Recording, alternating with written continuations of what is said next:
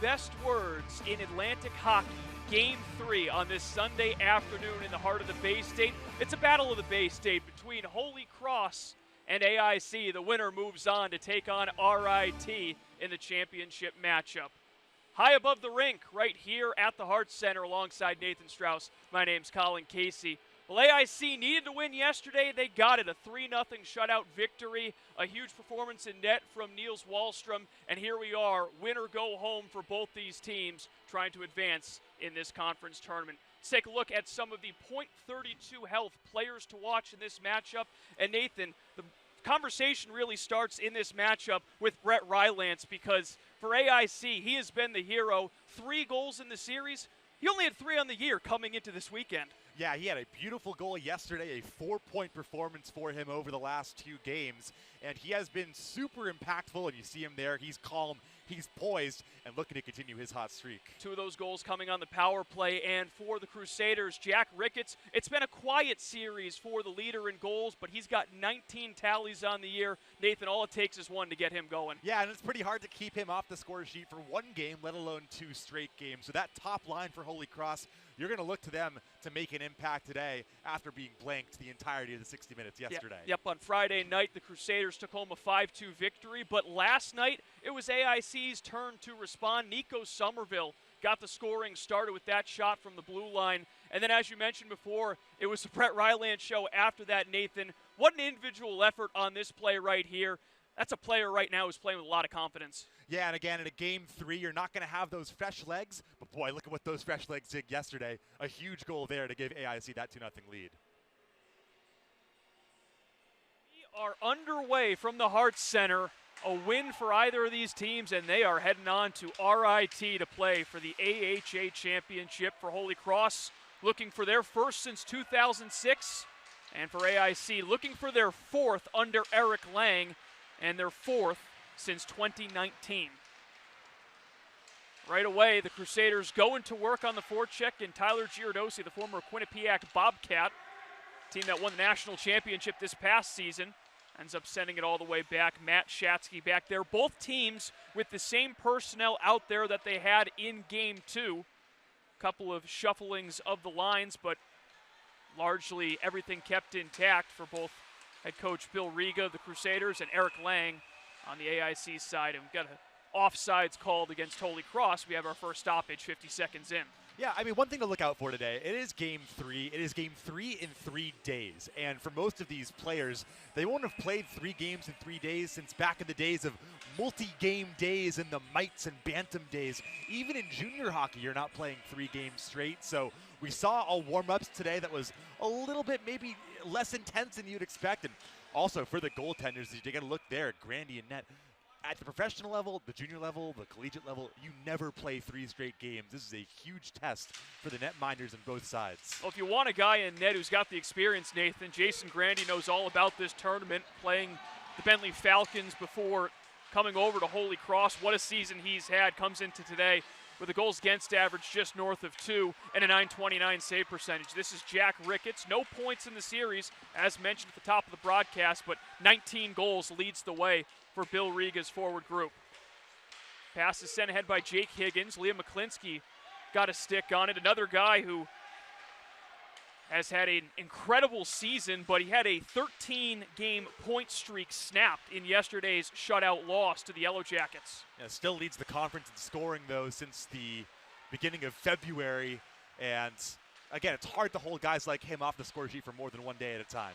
Puck is thrown through the crease, but not tipped on goal. Nico Somerville opened the scoring from that exact spot on the ice yesterday. Tries his luck. It's loose in front, and the goal sign went on, but the puck stayed out. The referee right on top of it. Grandy appeared to have kept it out. Wonder if they might take a look at this one, but I think Grandy did reach back and prevent it from crossing the line. Well, it definitely beat him the first try because it comes in from a low angle. Yeah, it gets behind him. He does a great job of smothering that, and there was more than an inch or 2 of space there between the goal line and the puck. It looks like they are indeed going to go and take a look at this, but this should be an expeditious review, Colin. I thought there was no chance that didn't land in. And it shows the value, I think, of getting pucks towards the net, especially with the size that AIC has of their wingers. That was maybe 3 or 4 bodies in front from an awkward angle, but good recovery there from Grandy. And again, on a game like today where you're expecting perhaps a low-scoring game, as we've expected for all 3 matchups this series, the legs are a bit more tired, but there was great speed, good reflexes there. And that's as quick a review as you'll ever get. Yep, no goal signaled, and Grandy able to keep it out. Nice job, too, by our camera crew down there being able to capture that stop. And so a busy start to this one for Jason Grandy, having to reach back just 1 minute and 49 seconds in as Jordan Byro was right there on the doorstep trying to put that one home. Another quick shot off the draw, whistles wide. With that review, we can introduce our officiating crew for this matchup. Brennan Blanchard and Chris Leavitt, the referees, whereas Connor Foley and Patrick Philbin are the linesmen. Jack Seymour, backhand for Alex Cicero. And now Ty Gagno will chase on after it. Seymour to Cicero, snaps one up over the crossbar as Wahlstrom watched that one go by. Gagno will cycle the puck back behind the goal through Seymour. AIC came out with all the momentum in the first period and ultimately came through with the opening goal, but Holy Cross starting off strong here. Higgins a pass, Oliphant back to the middle, Cicero couldn't jam it home. It didn't touch anything in the rafters as it went through it, and play continues. Brett Callahan. Cicero takes it from him. It's tipped just wide of Wahlstrom. And a penalty coming up as Somerville takes down Seymour. And the Crusaders will go to the power play less than 3 minutes in. Yeah, well, this was coming. It starts with a bad pinch, a bad decision by Julius Janhonen early on.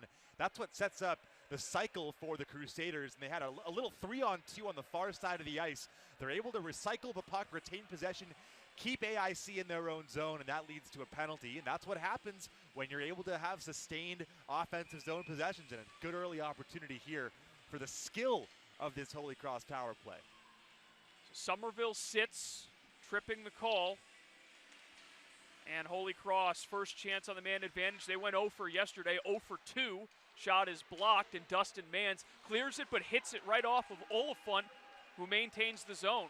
Matt Guerra past the stick of Jack Stockfish, the dynamic freshman for the Crusaders, and AIC gets their first clear of the kill. Really aggressive kill for AIC. You see they keep 2 men high.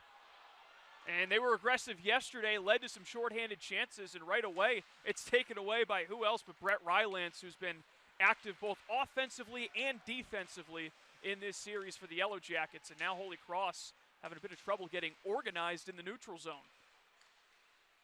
Guerra's pass was tipped back for Mac Oliphant. And the sophomore, Northbrook, Illinois, to Ricketts, who gives it away, and it's cleared back down. Holy Cross on the season has 27 power play goals in 149 attempts, good enough for 18.1%. Already halfway through. Giardosi. Cicero. The far side wall, Shatsky can't keep the zone. I think you're seeing a little bit of the 2 games of wear and tear on these bodies. We haven't seen any controlled zone entries yet. It's been all hard in and hard around. Oscar Geschwin, the first one there, the winger coming down to help for the Yellow Jackets. It's to the point, batted around. Thorne can't settle it. He does keep it in on the blue paint. And now it's DeBoer with a shot, and Niels Wahlstrom makes the save. And some pushing and shoving afterwards between Cicero and Geschwind. Wahlstrom put together a 30-plus save shutout in Game 2 to backstop his team to this Game 3, his second career shutout. And, of course, his 18th victory of the season, the most by a freshman goaltender in AIC program history. Yeah, you wouldn't know he's a freshman. The only way you can tell is the fact that that goalie mask has no paint. It's fresh out of the shop at the beginning of this year. They might be looking to add some stuff to it, maybe some hardware perhaps, if AIC can pick up a couple of victories. They are now perfect 3 for 3 in the series on the kill. Out of the box comes Somerville. A couple of chances early on the power play, but a largely ineffective one for the Crusaders. It is Oliphant. Guerra bunts it through to Ricketts. Guerra keeps it in, takes the hit from McDonald, and now Ty Gagno with a wrister. Tried to beat him short side and fires it off the glass and out. Yeah, good recognition there. Defenseman had lost his stick, so it was basically a 1-on-1.5, and I like that shot mentality. Yeah, Gagno trying to get the monkey off his back. He scored 3 goals on the year, but none since mid-November.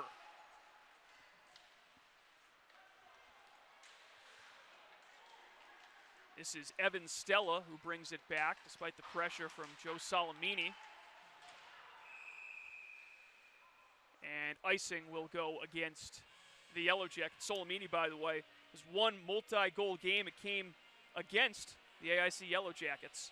There's a look at Wahlstrom and 32 saves.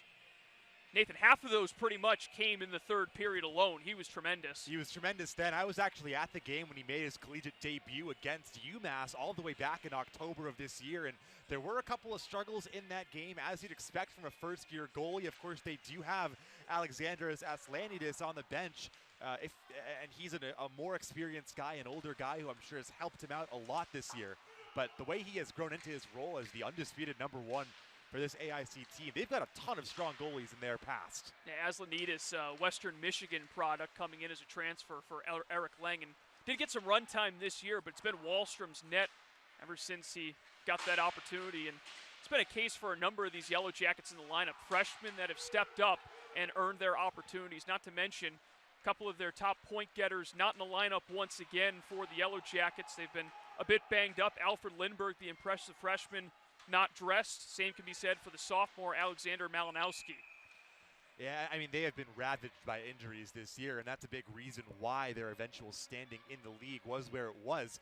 They lost guys like Koklachev early on in the season. There was a point in time where they had actually lost the most man games of any team in the country.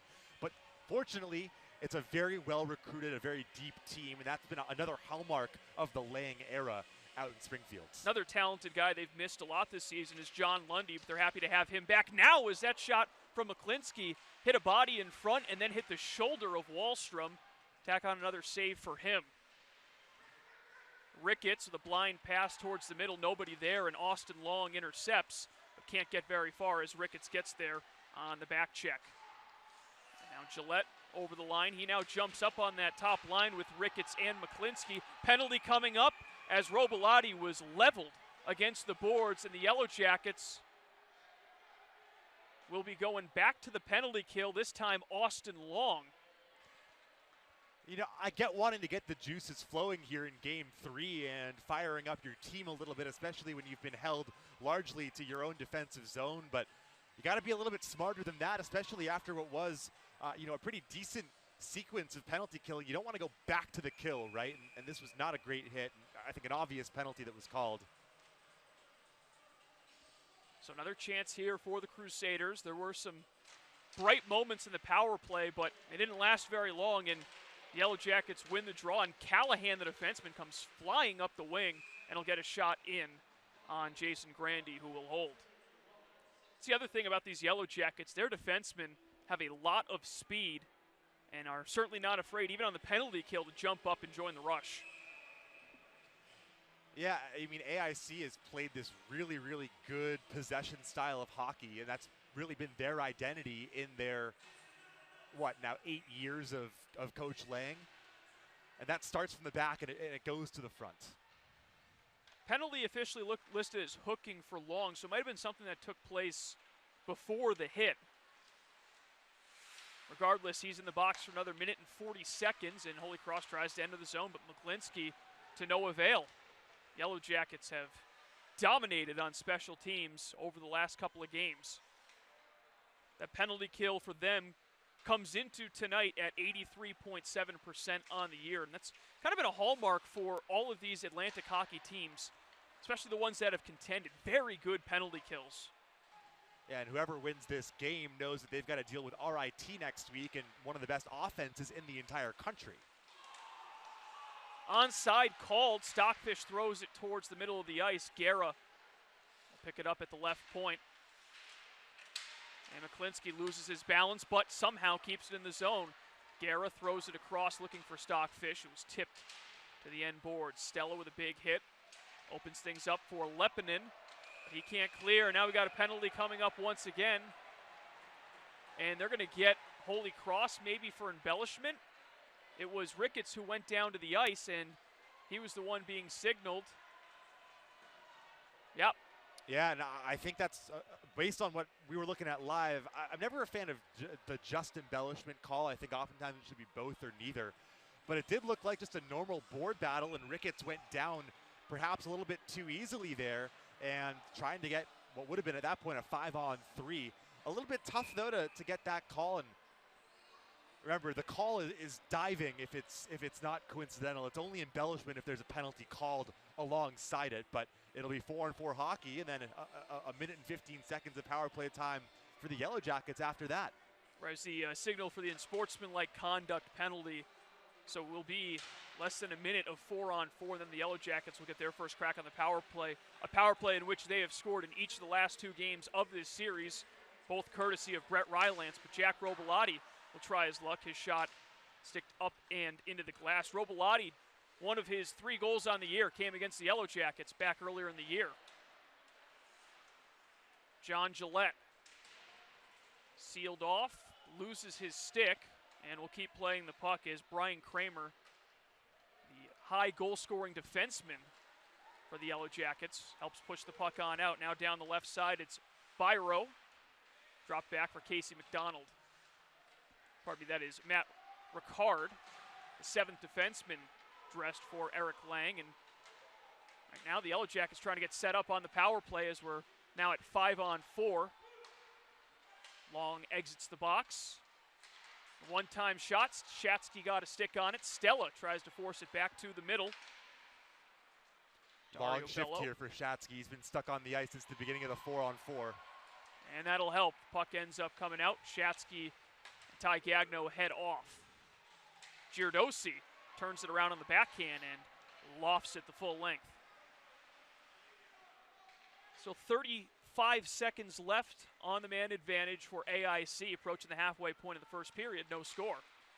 Holy Cross has not scored first once in the postseason. 4 games, they have fallen behind 1-0 in all 4, and yet they've still managed to win 3 of them. Right, and it's a great stat when you're winning the games, but when you're not winning, you're thinking, okay, maybe we should try and get that early marker. I still think they have had the best chances in the last 8 or so minutes since that early try was palmed off the line by Grandy.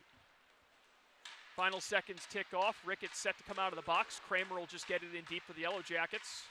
Back to 5-on-5. 3 penalties already killed off across both teams. Kramer's clearing attempt, tipped out of play into the bench, and we get a stoppage in play. 9:46 to go, first period. AIC nothing, Holy Cross nothing. Game 3 of the Atlantic Hockey Semifinals live here on Flow Sports.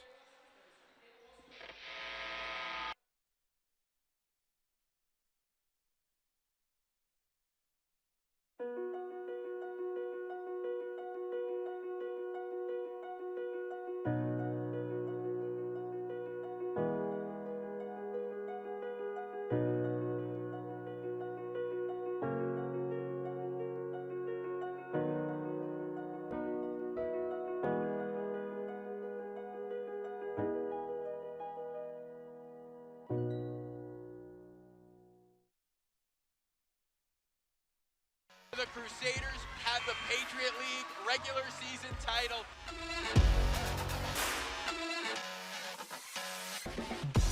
Crusaders going on a run. Broner power. Cassidy from 3 gets it to fall.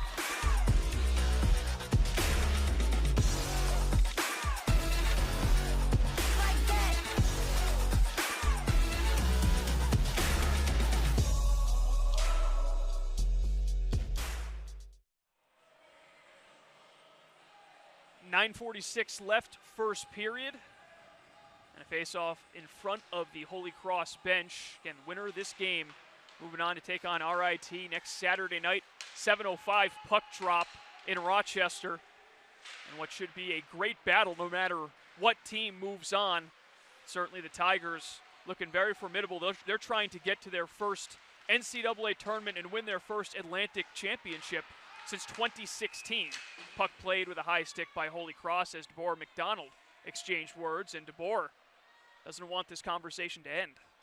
You know, game threes and all playoff games really are decided in the margins of who can make fewer mistakes and also who can keep your head, who can be the most composed. And we've already seen now 2 penalties on AIC and then an unsportsmanlike on Holy Cross. I wouldn't say it's been the ideal start in terms of composure for either of these teams, especially in a series where I think we both expected low-scoring, close-fought games and haven't necessarily seen that in either of the two so far. Jack Ricketts works it to the left side. His shot off the shoulder of Wallstrom. Ricketts gets his own rebound, working on Ricard. Backhand in front. Gillette can't put it home. The puck pinballs around the crease. Gillette with a sprawling, lunging play. Lepinen, the first one there, lobs it along the boards, but Crusaders have not made it easy 5-on-5 for the Yellow Jackets to get the puck out of the zone. Ricketts, Gillette looking towards the net.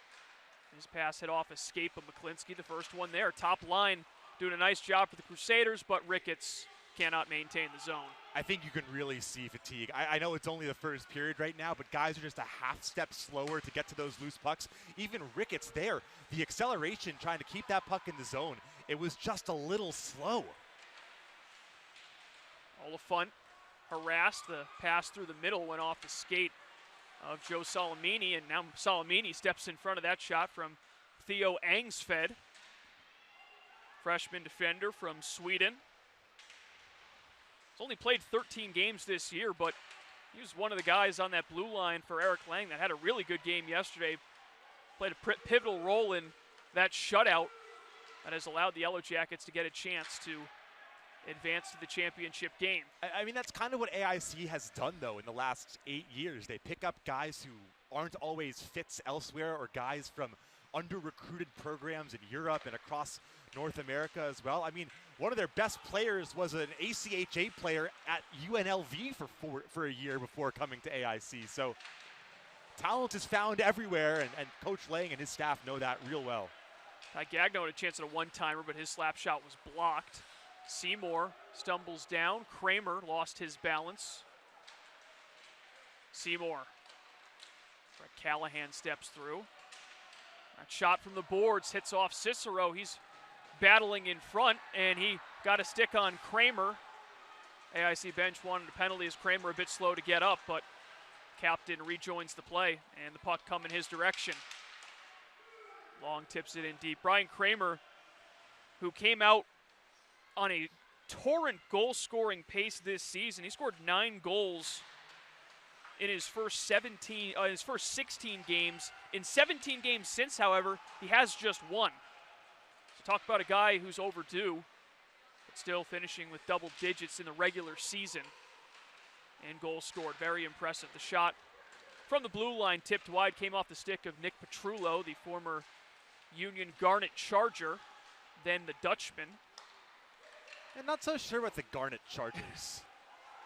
And of course the Dutchman, the national champions just under 10 years ago in 2014. It's Rick Bennett at the helm, who grew up just outside of Springfield, Massachusetts. A little bit of a tie there with AIC.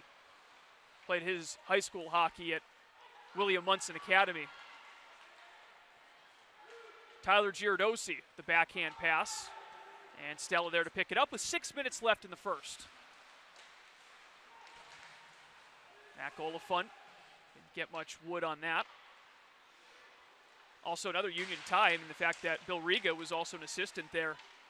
So lots of ties to that Union program, and no surprise to see Bill Riga go to the well and pick up a couple of transfers from that program, including Petrullo and Michael Hodge, the extra skater tonight. Stella, with McClinsky pressuring, evades the hit and gets it to Callahan. Dario Bello did not play in game 1. Did take a penalty in yesterday's game, but also got active power play minutes, so Coach Lang relying on freshman who, again, has only played 14 career games to try and get some of that offense. A wrist shot just offline that came from Darwin Lakaduke. And Grandy will steer it behind goal. Just a combined 9 shots on goal so far, so both teams still struggling to find some of that offense. And Nathan, you mentioned it. Wonder if, 120 minutes played, and now more than that at this point, starting to take its toll on these two programs. No matter how well conditioned you are, it has to. You're used to playing these 2-game weekend series. Playing a third game just adds, it's 150% of the difficulty. AIC controlling the zone a bit here. The pass, and Kramer did keep it in as Hodge got his legs in the way and ends up blocking the shot. Something that AIC did very well yesterday, and now the Crusaders trying to return the favor. Nice crowd on hand for this matchup. A lot of purple and white, but also some strands of yellow here and there making the trip out from Western Mass. Yeah, not a difficult trip. I made it. It's a lot harder to get to Rochester. Basically the same drive that I had growing up just outside of Springfield, Mass. Seymour back for Brody Gagno, still looking for his first career goal. Gagno, the freshman, along with his brother Ty. Seymour steps up to deliver the check, and it's worked to the near side for Dustin Manns, the graduate transfer from Lake Superior State. And this is whistled offsides. Program that made the NCAA tournament a couple of years ago. Yeah, really good program up there in the Sioux, and a program that I think produces players that actually play a pretty similar style as, take a look there at Bill Riga. I'm sure he'll be watching with interest the upcoming ECAC semifinals and championship. Yep, his old stopping grounds, Quinnipiac, looking to once again win the conference tournament and make some noise, trying to go back-to-back in the NCAA tournament, looking to become the first team to do so since Minnesota Duluth, as that puck's somewhere underneath the pads of Niels Wahlstrom. He didn't think he had it, but it was there. I don't think he could locate it because it got caught between the pant leg and the back of the pad, but a good save nonetheless. That's the second time we've seen a quick draw translate into a shot on goal for the Crusaders. Wahlstrom with the shutout yesterday brings his goals against average to .229 and his save percentage to .918 on the year. Bouncing puck, Giardosi got that shot through Stella, but it was wide of the near side post. Brody Gagno with the backhand back behind Stockfish. Gagno pinches and aggressively cuts off Casey McDonald, but the Crusaders could not tag up in time, offsides. Back to that face-off win, they've got the left wing, Giardosi, who's a left shot, positioned on the right side for a face-off on the right side, which means he's able to move in towards the net right off the draw, and he got one crack at it from the right side of the slot, and then another crack at it from the other side. So a nice little piece of face-off play. That's one of those ones that you have drawn up and you work on, and it almost worked. Brett Callahan sneaks it up the wall, and Higgins will retreat to pick it up. Jake Higgins, who's usually been known as a stay-at-home defenseman, adding some scoring to his game this year with 5 goals on the season. Gillette tries to turn a wraparound in on Wahlstrom, but never got it through.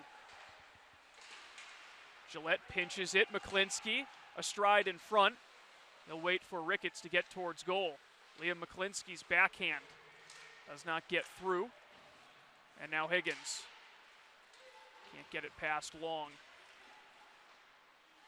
Higgins will lob this one up towards the bench. A couple of quick notes, too, on Liam McClinsky with 2:30 left in this first period. He is 3 assists shy of breaking the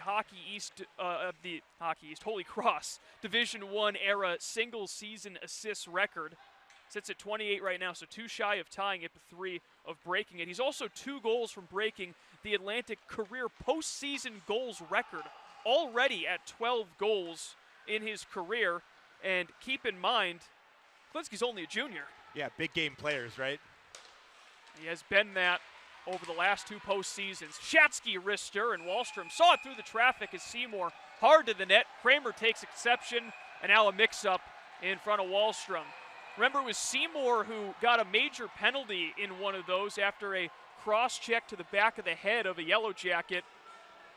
Put Holy Cross shorthanded for 5 minutes in the late second, early third. Probably want to be a bit careful here this time, and we do have a penalty that has been called by the referee. Yeah, we got a signal for a cross-check there, but the penalty bench door has not opened. And I guess they're only going to end up getting Kramer. one man. Yep, Kramer's going to the Kramer's box. the only one going to the box, and that's a tough one to take because you rarely see the guy on the defending side of those post-shot whistle scrums being the only one penalized there, but they must have seen something egregious enough to call just him. So Kramer, the former RMU product, will sit for 2 minutes, and for the third time already in this first period, Holy Cross is on the man advantage, but they are 0 for 2. And now 0 for their last 4 over the last 2 nights. Jack Ricketts out wide for Matt Guerra, and we got a penalty coming up again. This one will go against Holy Cross. Yeah, well, you thought that one might be coming right after maybe a tough whistle earlier on, and you know, people often think that in the postseason there are less penalties called, the officials tighten up. All of the data in college hockey and in the NCAA show that there's actually more penalties called in the postseason. That's a little bit light, I think, the contact on the back there. But again, that's the standard that was set. And it goes back to the problem with calling the cross-check in the first place on AIC. It makes it much harder to defend your own goalie after the whistle. It puts that fear of being penalized in your mind. So now it's all evened up and would expect it to stay that way, barring something super blatant. Ricketts to the box for the second time, as you saw right there, called for interference.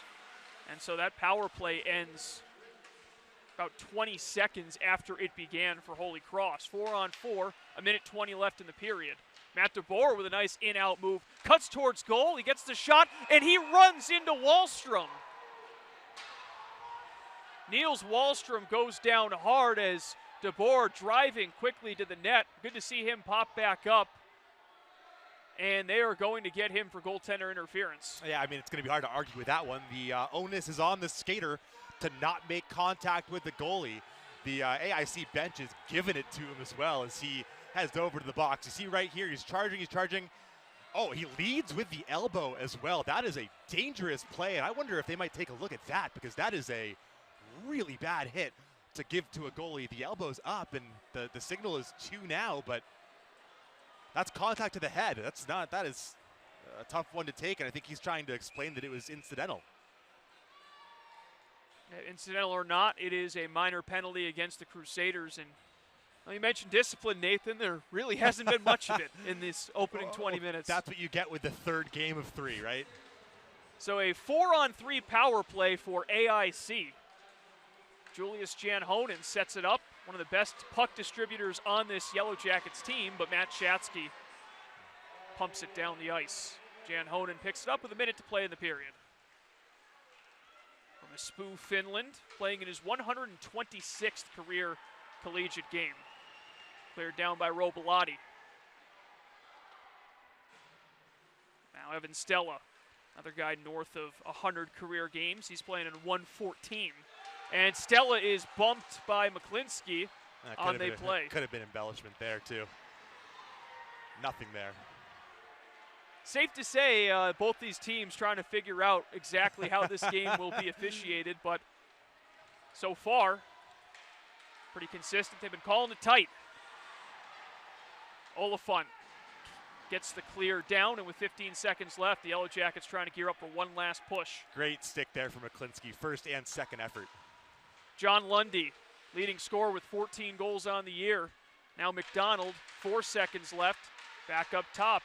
Angsfed trying to set it up. Mans, one too many passes, didn't realize how much time left he had, and time runs out in the first period. 4 seconds left of 4-on-3 before it will be a brief 5-on-3 for AIC to start this second period. And we now go down to the Crusaders bench, and we are joined by assistant coach Drew Michaels. Coach, hey a chippy first period to say the least. A lot of penalties handed out, but what did you see down there? I mean, it's game 3 of a best-of-3 series, so kind of exactly what we expected. Our guys are ready for it, and you know, I think it could be even more physical if you think it's possible. So we'll take that. You know, when you play a third game in 3 nights, you're used to playing back-to-backs. But what are the challenges that come with that third set of 60 minutes? At the end of the day, your brain is going to tell you to stop going when you're tired, and the hardest thing is you got to fight through that and ignore what your brain is telling you and find the extra gear, because realistically, it's about who can last 1 second longer than the other. Should be a fun battle. Thank you, Coach, Absolutely. and best of luck in the second. Thank you. Well, after 20 minutes of play, it's been a war of attrition. So far, we stay scoreless. Second period coming up next from the Hart Center here on Flow Sports. Many financial advisors are commission-based advisors that work for a bank. At Car Financial, we work for you. Our primary focus is helping our clients achieve their goals. You worked hard in your career. You've earned your retirement. Now let us show you how to make the most out of what you have. We're here to answer your investment, retirement, income tax, and estate planning questions. Through every stage of life, we're here for you. Call us at Car Financial Group today. We are UMass Memorial Health, and innovation is something that defines us, that drives us to discover new ways to provide answers and hope, to provide opportunity and access and equity for everyone, to redefine what medicine can do and how it can heal relentlessly.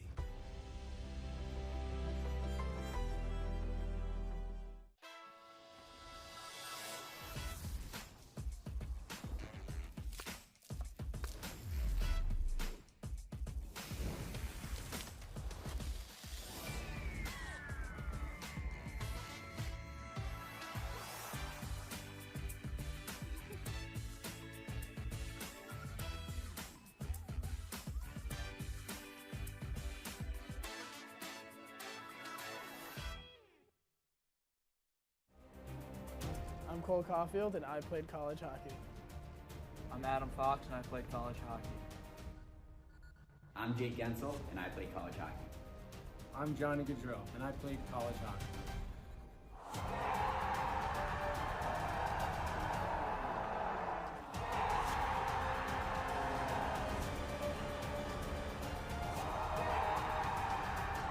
Whether you're a fan or a player, nothing compares to college hockey.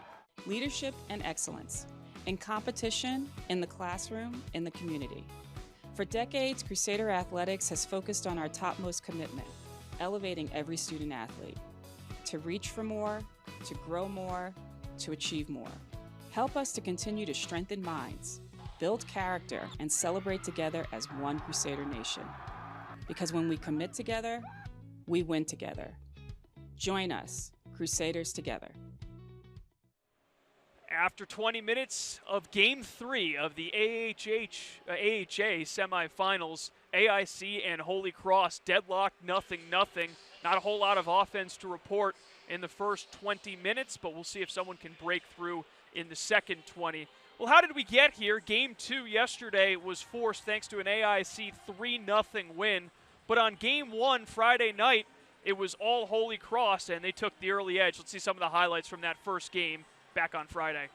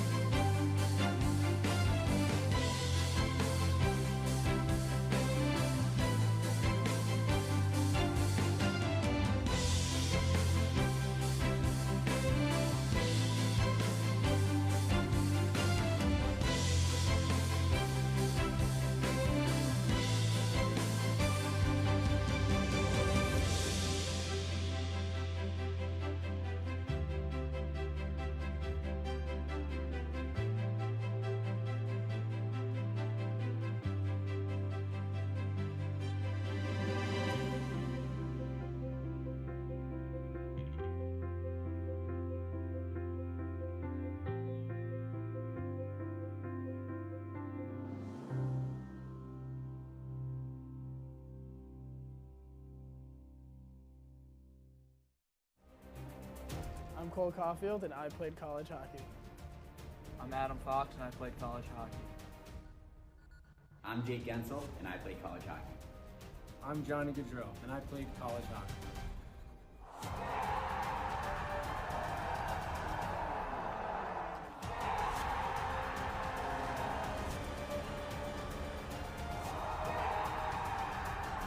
Whether you are a fan or a player, nothing compares to college hockey. No score after one period of play from the Hart Center in the heart of the Bay State here in Worcester, Massachusetts. Colin Casey alongside Nathan Strauss. Happy to have you on this Game 3 winner-go-home matchup between these two Massachusetts rivals in the Atlantic. Let's take a look at some of the highlights from a very physical first period that did see a couple of big-time saves, Nathan, but really the story in this one, and that was probably the biggest one from Jason Grandy, the story has been penalties because there have been a lot of them. Both teams have combined for 5 penalties through the opening 20 minutes. Yeah, I mean, we could have even seen more, I think, based on what was going on. These two teams in a Game 3, you've already got 120 minutes of animosity between the two of them, and you've seen big hits. You've seen after the whistle scrums leading to that cross-checking call there on the Yellow Jackets, and you've seen on Sportsmanlike, you've seen pretty much everything so far. Fortunately for both teams, every team has put up a 0 so far on the power play, but still a potential 5-on-3 to kill off coming out into the second period. Now, on the most recent one, DeBoer gets 2 for goaltender interference, and that'll leave AIC with a 5-on-3 power play just seconds into the second period. Take a look at some of the first period stats, though. The attempts, pretty heavy in favor of the Crusaders. Same with the shots on goal, 11-4. But Nathan, doesn't really feel like that big of a gap. I feel like the Yellow Jackets have had their fair share of pressure. Of course, they've also had their power plays to boot. Yeah, in the first 10 minutes of the period, there was that good chance for AIC. We saw the save from Grandy. But AIC, I think, has had the better chances for them when they've been able to exit the zone quickly and create odd man opportunities. Holy Cross has had, I would say, 2 times the amount of zone time probably in the game, and that's why these shot attempts are so different, 24-13 as compared to the shots on goal. So Yellow Jackets doing a good job of sacrificing the body. There was a great chance for Holy Cross that did not end up in a shot on goal as well. I think the best thing for AIC is just figuring out how to get some ozone time of their own. They'll be flying out of the box in the first minute of the second period with 3 penalties set to expire. We'll see if everyone can get to 5-on-5 without issue. 0-0 our score after 20 minutes of play. The second coming up next right here on Flow Sports. The right way to top a sub is with real red wine vinegar made from red grapes and no food coloring. And the right way to film it is in slow motion. Obviously. Because authentic ingredients make a sub above.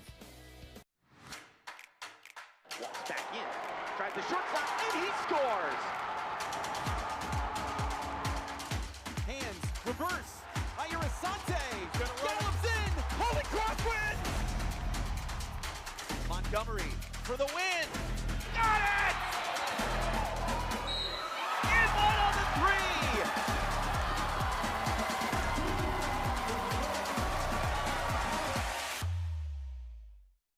Leadership and excellence, in competition, in the classroom, in the community. For decades, Crusader Athletics has focused on our topmost commitment, elevating every student athlete, to reach for more, to grow more, to achieve more. Help us to continue to strengthen minds, build character, and celebrate together as one Crusader nation. Because when we commit together, we win together. Join us, Crusaders together.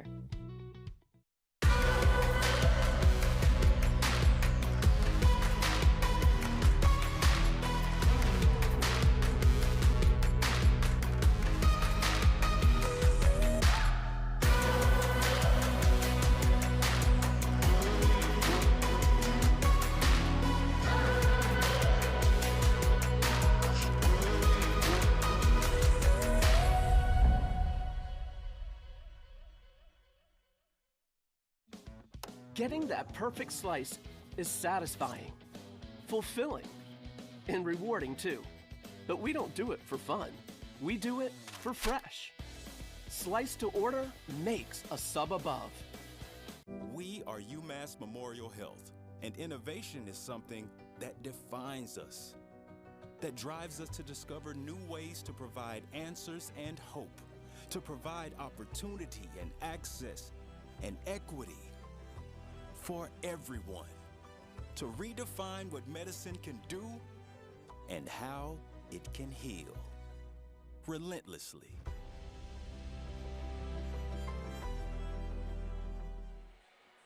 Just about set for the second period at the Hart Center. What you don't see on the scoreboard are any goals, but you see plenty of penalties, and it's been that kind of first period of action here in the Atlantic Hockey Semifinals. Game 3, the winner goes on to take on RIT. A look at some of the power play stats between these two teams, because let's face it, it's certainly something to look out for, Nathan, because we're seeing them a lot in action early on, and who knows, this might be what decides a Game 3 like this. Yeah, I mean, every coach will say that in the postseason it's special teams and goaltending that end up making the difference. Well, there hasn't been a whole lot of goaltending going on because there hasn't been a ton of shots, but the special team side of things certainly called into action with the 5 combined power plays, and we've seen every combination so far, right? We had a 4-on-3 that's going to become a 5-on-3 4 seconds in to the second period. But again, that penalty kill for the Crusaders is such an area of strength this year, and you need your goalie to be your best penalty killer, but you also need a willingness to put yourself in the lane and block shots. And we saw both teams do a really good job of sacrificing the body. Michael Hodge wore a shot in the numbers on his back at the blue line, and that's the kind of commitment that will win you those playoff games, especially in that, Game 3. And that first goal going to be very important because Holy Cross, they'd like to get that first goal, but they've allowed the first one through the first 4 games despite winning 3 out of 4. They didn't win last night because they weren't able to break through offensively. Jason Grandy, though, has kept them in a lot of these games throughout the season. Took over the net after splitting time with Thomas Gale, who's done a nice job, too, in Grandy's absences when he has missed time due to injury. One of the top goaltending duos statistically in the entire country. Keep an eye on the physicality here in the second period, because there are 3 players who go back to the box right now, and the last collision for DeBoer that sent Holy Cross down a man got a lot of chatter going on the AIC bench. And let's see if the 15 minutes of intermission cooled that down at all and maybe let each team get their heads screwed on a bit tighter. So it will be 4-on-3 for just these couple of ticks, and now 5-on-3 for 20 seconds for the Holy Cross penalty kill, which comes into tonight 5th in the nation. The 4 teams in front of them, the number 1 team in the country, Boston College, Union, Wisconsin, and potentially their opponent next week in RIT at 4th.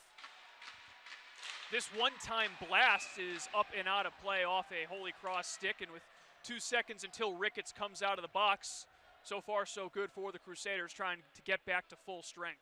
We all just talked about Game 3. It's Game 3 for the clock operators, the people in on the penalty benches as well. They're getting their workouts in. Yes, certainly. As far as the power play goals goes for American International, haven't been able to break through yet today. That shot goes wide. Ricketts rejoins the play. Holy Cross just trying to get one final clear. But AIC, they have struggled on the man advantage this year. They're outside of the top 50 in the country out of 64 teams. Final seconds coming off of DeBoer's goaltender interference penalty. He will play the puck out of the box. A stick goes down. Mans loses it. Take it all the way towards goal. A penalty coming up. Delayed call as this one-timer, a big blocker save by Wahlstrom. Niels Wahlstrom with a tremendous stop to keep this scoreless, but his team will go on the penalty kill. It's rare to say it, but this is a good penalty to take. You just got beat up the ice on this slick surface with a bouncing puck, and you're going to get dinged for a hook here, and it's going to put Holy Cross up a man, but I think it might be a goal-saving opportunity, and a great follow-up save right here. That beautiful cross-slot pass against the underside of the arm, not even the blocker, like the underside of the elbow. It's the second time that we've seen Michael Hodge nearly pick up a goal in the last couple of games. So now Holy Cross all of a sudden finds themselves on the man advantage, but that first face-off win splits the D, goes all the way down the ice. Well, Somerville penalized for the second time today. That's 2 players now who have sat for 4 minutes. Yep, Somerville hit with the hook. Holy Cross, as far as their national ranking, they're kind of middle of the pack. Came in tied with Cornell for 42nd in power play percentage. Cornell, a team right on the bubble, trying to get into the NCAA tournament as a second team in the ECAC along with Quinnipiac. Stockfish with Ricketts, and now Oliphant back for Stockfish, makes a man miss as sends Lepinen tumbling down to the ice. The one-timer in front, McClinsky can't put it home. The whistle has blown. And more pushing and shoving. McDonald and Stockfish tangle, so do Stella and Ricketts. These are two teams that have played each other for a 7th time this season. It sure looks like it. Well, if you're going to be aggressive on your kill, which AIC is, we talked about it, we saw it earlier this game with their 2 forwards that they have out there. They trap, they force to the outside immediately and try to make it difficult to get the puck down low. The way to beat that is to either get it down low quickly or find a way to move it east-west, and that's what they did that time, and they created a little mini 2-on-1. The whole point of a power play is to isolate that 2-on-1, and they were able to do it there because of the aggression from AIC. It's a high-risk, high-reward strategy. Minute and 11 seconds left on Somerville's penalty. Shatsky bluffs the pass, takes it down towards the circle. He can't center it. Lepinen, good defensive positioning. And now they scrum along the boards. A diving play by Thorne, risky to keep it in the zone, but he pulls it off. Shatsky back for Thorne, explodes off of his stick. Cicero holds it up top, and now Shatsky, the defenseman, comes over. His wrister, Giardosi got a piece of it, but it went high. Back to the middle of the ice, Thorne. Wrister, Wallstrom makes the save and sends it to the boards. Good zone time for the Crusaders with half a minute left on the man advantage. Shatsky, Cicero. Thorne tries to give and go with Cicero. It's tipped on goal. Wallstrom sees it, though, through the legs and jumps on top of the loose puck at the top of the crease. Well, AIC too tired there to maintain their structure. No gap control at all at the top of their penalty-killing formation, but a really good save to keep this game scoreless. And we talked about defense and special teams and said there hadn't been a whole lot of goaltending going on so far. Well, all of a sudden, both goalies called into action in the early stages because of, yet again, more penalties. Second unit going over the boards for Bill Riga, actually the first unit that's out there, but 15 seconds left. We'll be back to 5-on-5 momentarily. And McClinsky and Jack Stockfish tied for the team lead in power play goals with 4, and Stockfish can't get it through, but Ricketts has it up top. Penalty expiring, lobs it to the middle, rebound. Oliphant can't backhand it on goal, and Wallstrom will just hang on top of it, and once again the Crusaders right next to the Yellow Jackets crease. Well, it's already been a very good day for Holy Cross Athletics, and we'll have more on that in the second intermission, but the Crusaders looking to make it a 2-for-2 kind of performance here at home ice. And right here in this building, the Hart Center, the court just across the way. Women's basketball team knocking off Boston University to win the Patriot League championship and advance to the NCAA tournament once again. So big congrats to Coach Maureen McGarity and her bunch. Able to knock off another in-state rival in the Terriers. Long lead pass as we're back to 5-on-5 here on the ice. Jason Grandy will paddle it away, and Joe Salamini, the risky cross-ice pass. Hodge trying to use his speed to get to that puck. He does knock it down. It is Seymour. Jack Seymour, the hero that sent Holy Cross to this series. An overtime winner against Canisius in double OT. Higgins can't get his shot through, and now Austin Long will proceed up the ice, but can't get anything in on goal.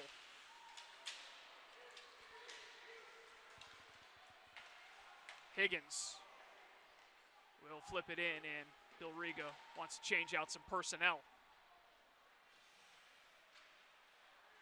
Shots on goal listed at 21-5 in favor of Holy Cross. So the volume has been there.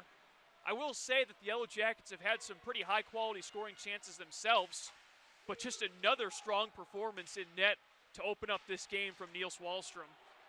The power play has been the difference as far as those shots on goal. AIC on their man advantage. Well, one of them was cut short because they took a penalty, and they weren't able to get much going in the fragmented 5-on-3 either. McClinsky working along the goal line. He got a bad angle shot, and Wallstrom kept it out. Brody Gagno rather, keeps it in the zone, but ends up giving it away, and it is worked down the ice by Theo Angsved. Now Angsved shot, scores! The freshman with his second career goal, off the crossbar and in, and the Yellow Jackets once again have scored first for the third time in this series. It's 1-0 AIC. Well, maybe a little bit against the run of play, but this is a beautiful goal. Just a one-man opportunity going in, 1-on-2. The Crusaders are trying to take away the middle of the ice. So instead, what do? You back off, you open up the angle, and you roof that one in. That's a snipe and a half, a beauty. And Angsved, another one of those stories for the Yellow Jackets. He had only played in one game on the other side of the holiday break this year. Since January 26th, though, he's been a mainstay in the lineup, and right now he has the biggest goal of the season for Eric Lang's team. How will the Crusaders respond? They've had plenty of practice playing from behind to open up these games. This first goal coming in the second period leaves them a lot less time than they've had before. Callahan, Somerville. Bad pass picked off, Giardosi. Backhand this one up ice. DeBoer lob this one all the way down. Coming into last night's game, the Yellow Jackets had never won in this building in the playoffs. They lost all 3 games that they had played in previously. It was all 4 games they had played in previously here in Worcester in the postseason. Now they're trying to win back-to-back en route to another Atlantic Hockey Championship appearance. Brett Rylance knocks that one down. Higgins. Ty Gagno got his stick there. Stick goes down, and Niels Wallstrom on top of there to get the puck. You know, if you remember that Rylance goal yesterday, Holy Cross gave up the middle of the ice. They gave up the slot, and Rylance made a beautiful move, but as you see there, the first goal in all 5 postseason games. We've been able to use that graphic. Yeah, I was going to say, you can just keep that one. It. You can just keep that one right in the graphics folder, right? But yesterday, you give up a beautiful goal that was the result of a player taking the middle of the ice from you. And so you're trying to take away the middle of the ice there on that 2-on-2 rush. And instead you get beat from the outside. It's a low percentage shot, but sometimes those ones fall too. All the fun at center ice. We'll send it on in deep. And you mentioned it, against the run of play as far as shots on goal goes. And mentally, if you're the Crusaders, focus has to remain consistent despite allowing that opening goal. They've been getting the majority of the chances, and it just hasn't resulted in anything, thanks in large part to the play of Wallstrom. Yeah, and while we hear, all the small things over the speaker, speaking of small things, can't take the next penalty. Both teams can't take the next penalty, right? You're down 1-0 if you're the Crusaders. You can't give a chance to double the lead on anything cheap. And if you're AIC, well, Holy Cross has had a much better power play so far today than that 0 on the scoreboard would indicate.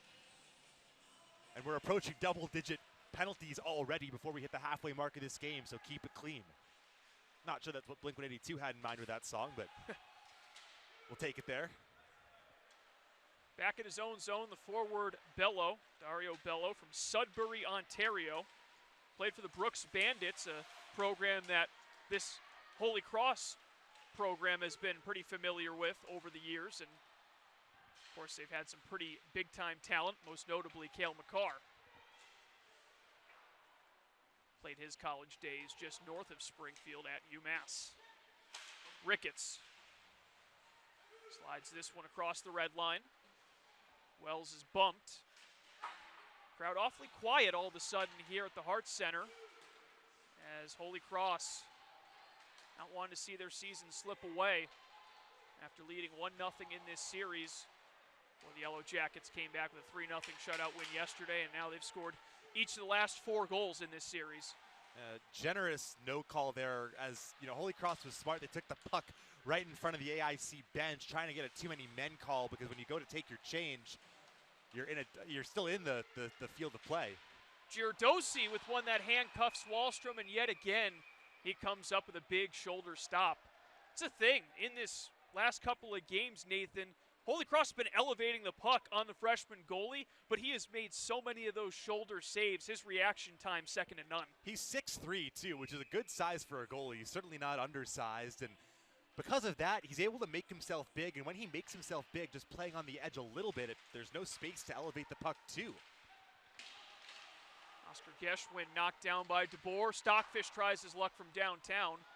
Sails it just over the crossbar, and now Brian Kramer can't backhand it through DeBoer. Been a physical shift for the son of NHL head coach Peter DeBoer.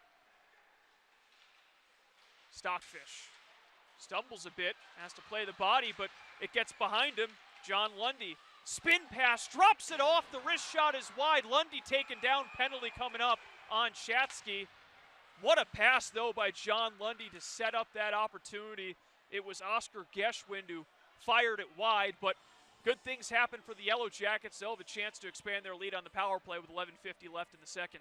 Well, Lundy, a really interesting story, because when he was first coming up in junior hockey, he had a lot of offers from really high caliber programs as far as the national scene. Ends up taking a little bit of extra time in the null, but he still has plenty of skill. We talked about the goal scoring earlier today, and that is a creative, inventive pass, and then he draws the penalty to boot. So since the goal from Angsfed, we've seen renewed confidence in the Yellow Jackets, but now a shorthanded 3-on-2 coming up for the Crusaders. John Gillette can't get that one on goal. Looks like it hit Stella on the way by. Puck dangerously back to the middle. Garrow wanted one time, but the puck never got to him. Gillette will toss it in and immediately head to the bench. But early on, another nice kill shaping up for Holy Cross. Julius Janhonen along the half wall. Rylance on the forecheck. Stella, slap pass. Other circle, Janhonen, and a glove stop made by Grandy. There you have it, 16 combined penalty minutes so far. We're not even at the halfway point yet. Certainly can't say they've been one-sided, the officiating. Both teams with 8 apiece.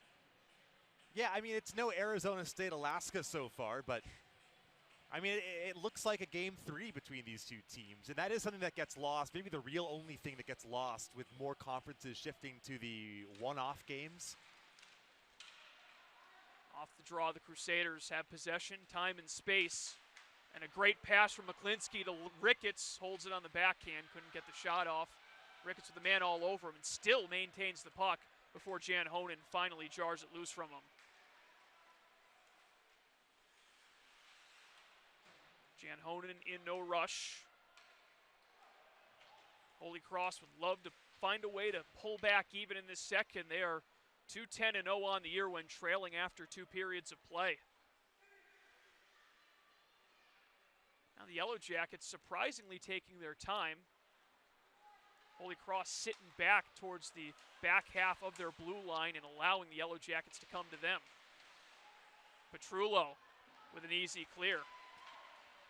One shot on goal in this power play for AIC, but again, they haven't had the ability to get set up and really establish much on their man advantage.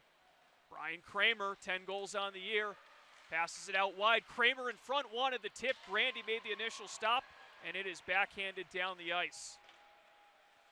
10 seconds left until Shatsky exits the box. Lundy over the line. Saucer pass, played off the board. Somerville sets it up in front. The one-timer sneaks through, and it's a goal to make it 2-0. Actually, it wasn't a one-timer, it was settled. And the shot had eyes for Dario Bello. His second goal of the year. Another freshman comes through. The Yellow Jackets double their lead just as the penalty expired. Well, a lot of bodies in front of the net there, and Grandy was not able to see that one at all. I think you were right. The puck had eyes, but the goalie did not, and that's why you get those big bodies down low. I think it was McDonald who was the primary screener there. How about the production from the first years of the Yellow Jackets? A couple of guys who have played a combined less than 30 games on the year. And they have the Yellow Jackets in the driver's seat trying to get back to the AHA championship. And now for the Crusaders, That task just got a whole lot tougher. A lot of uneasiness sensed from this home crowd. Icing against AIC. You know, right after we talked about the shot totals, I think at that point it was, what, 21-4? Since then, it's now 5-3 in favor of AIC, and 2 of them have gone in. And right now, the stats portal has it at 24-9.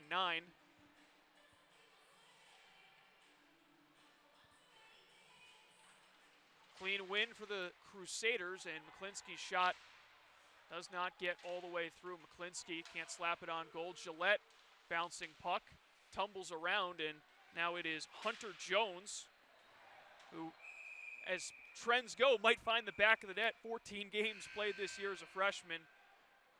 We get a timeout on the ice, 9:02 left, second period, and the AIC Yellow Jackets lead it 2-0 over Holy Cross, trying to punch their ticket to Rochester. We'll see if they can hang on when we come back.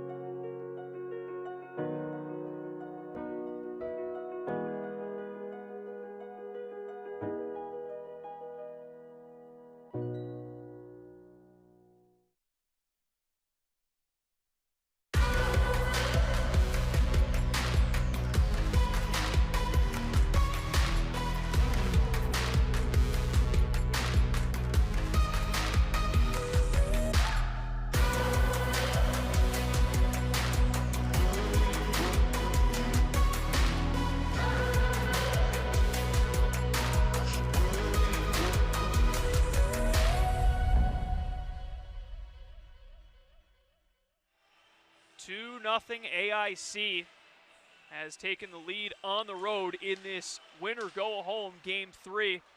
And simply, Nathan, the Yellow Jackets have made the most of their opportunities. Just the 9 shots on goal, but 2 of them have gotten past Jason Grandy. Not too often that happens, but you got to give a lot of credit to AIC. Both of those shots elevated, and really where you want to put the puck if you want to beat a goaltender like Jason Grandy. Yeah, give credit to Wallstrom as well. Holy Cross, 25 shots on goal. AIC has 21 shot attempts total. So that's quite the disparity there in terms of volume. And perhaps an important discussion for the Crusaders during that media timeout. Try and refocus their team, see if they can get one of those goals back and put the pressure back on the road team trying to protect their lead. Make that 5 unanswered now for the Yellow Jackets in this series. 3-on-2. Pass played on the carom by Gillette. It's whacked back to the far side. And here comes Austin Long. Tape to tape. Julius Janhonen. Pass intercepted by Shatsky. Off the boards. Played onside. Giardosi breakaway. Never got the shot off as Wallstrom was sprawling left to right. McClinsky fans on that pass. But he gets it back from Ricketts. Liam McClinsky's shot tipped off of Byro out of play. McClinsky frustrated that he couldn't get that one on goal. Giardosi nearly brought it to back within 1. Take another look. Yeah, it's like they say, right? It's lucky to be smart, but it's even smarter to be lucky. And Holy Cross gets lucky initially on that bounce off the wall in the Holy Cross zone that leads to that 1-on-0. But then Wallstrom does a good job of preventing that shot from getting off. I think he actually did get a piece of it too. It might have been going wide regardless, but either way, Niels Wallstrom been playing the series of his life for the Yellow Jackets, and we got a Yellow Jacket down away from the play. The arm stays down. Meanwhile, it is Giardosi. McClinsky, that's Stockfish rather, who sachets away from the hit. Stockfish gets a shot off low, blocked away by Wallstrom. And the rebound collected, skated up the ice by Dustin Mans. Mans protects the puck from Oliphant. Pass hit off his skate. Player goes down, and now the helmet comes off of Oscar Geschwind. And with 7:40 to go, we get a stoppage. There's a look at Eric Lang. 8th season, graduated from AIC back in 1998. He's done a terrific job with that program out in Springfield, Massachusetts, and Nathan, you know I've been lucky enough to have some of those press conferences with him during our time at UMass, and really a tremendous human being to go along with being a great coach. Yeah, a great guy, and his name has come up in conversations for bigger openings around the country, but he loves AIC. Of course, he started off his coaching career in Manhattan, and you know, you wouldn't be surprised to see his name continue to be mentioned in those national conversations as well, but the dynasty that they have built out there in Springfield, a program that maybe surprised people with their consistency in the Atlantic, it cannot be overlooked. And of course, AIC, one of those teams coming out of this conference that has been known to pull off the upset when they've gotten to the NCAA tournament. 2019 took down the #1 overall seed in the tournament, St. Cloud State, and the Huskies. Turnaround shot by Seymour and a glove stop from Wallstrom. He really likes it at AIC, and one of the things that he's talked about too to me is talking about how, you know, AIC is a hockey school. The rest of their sports are Division II. They have, you know, plenty of programs there, but their hockey program is at a different level, and they play in obviously an AHL barn. They've got alumni who play across the various landscapes of professional hockey as well, and who end up coaching and coming back and coaching for the team. It is I think, a really important program for the school itself. How special would it be for the Yellow Jackets if they were to make the NCAA tournament and play in their home barn potentially at the Mass Mutual Center? They will be hosting the Springfield Regional.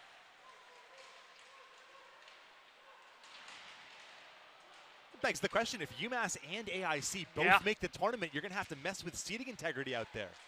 Potentially so. Might have to have one of those Big Ten teams come in as the #1 seed. But let's be honest, that's a story for another day. The main focus right now for the Yellow Jackets is finish this one off, as the wrist shot from Jones went over the crossbar. Puck comes to the blue line. Lepinin does keep it in. Thorne keeps his balance and magically got the puck back to Nick Petrullo. Brody Gagno slammed into the boards, and the puck comes bounding back. Grandy, Jan Honen winds behind goal, holds, fires it, shot blocked. Petrullo, a nice job of getting back and stepping in the way of the shooting lane. And Grandy had it covered. Good positional recovery. McClinsky. AIC has done a tremendous job of limiting him after he had a pair of goals on Friday night, one of them an empty netter. Long lead pass offline and icing called. The second goal for AIC, it's an even strength goal, but it comes, 5 seconds after the power play expires, and that goes back to what we were talking about discipline. It's not a power play goal, but it is directly a result of that man advantage because there was a power eye in front, you had extra bodies down low, and that led to the shot beating Grandy. Nathan, those 2-minute penalties in the second period almost feel like 2 minutes and 5 seconds with the long change, too. Certainly makes a difference, and it did for AIC there as they were able to score. Right off the draw, McClinsky! Well, he's silent no more. He cuts the lead to 1 with 5:40 to go in the second. Well, Holy Cross dominant on the dots all day. They're now up 9 on the game. And we talked about it earlier. A couple of times they've tried those one-timers right off of ozone face-off wins. And this time they set up in a shooting formation for that face-off. They've got 3 guys lined up with the ability to take a shot. And it comes right to McClinsky, who is the middle of the 3 guys on the inside of the ice. And he makes no mistake. He elevates it quickly. No time for Wallstrom to get that glove up high. 13th postseason goal in the career of Liam McClinsky. That ties a career record in the Atlantic. And perhaps room to break that record if the Crusaders can find a way to get back even. And maybe McClinsky will be the answer, but some life back in the building here at the Hart Center. Matt DeBoer sends this one right in front of the Crusaders bench. Jack Ricketts picking up the assist on the play, his first point of the series as well. So 2 top offensive options for the Crusaders factoring into a goal that they needed to have. Ricketts looking up ice, and he finds McClinsky, cuts to the middle. McClinsky can't get the pass through. Brian Kramer with a nice diving play, but it's worked behind goal. Gillette, that was Solomini rather, who stick handle a bit too much, lost possession. AIC frantically got it out of their own zone. Yeah, frantic's the word. They've lost a bit of their integrity right now. And now Salamini had a 2-goal game against this AIC team. Positional integrity, their structure. Yes. Backhanded up off the boards and out. Ricketts, who I'm sure will see plenty of minutes as this game moves along. Alex Cicero, the backhander, changes direction. Wallstrom had to react very late to make a play. Higgins keeps it in the zone. It has been an eventful second period for Niels Wallstrom. Got beat off the draw, and nearly a crazy deflection found its way through. Now Oliphant. Holy Cross growing in confidence as this second period has gone along. And now a foot race for this one. A good stick lift, but Seymour is called for the penalty. And then Cicero with a push afterwards. And right now, Rylance, who's down, slow to get up.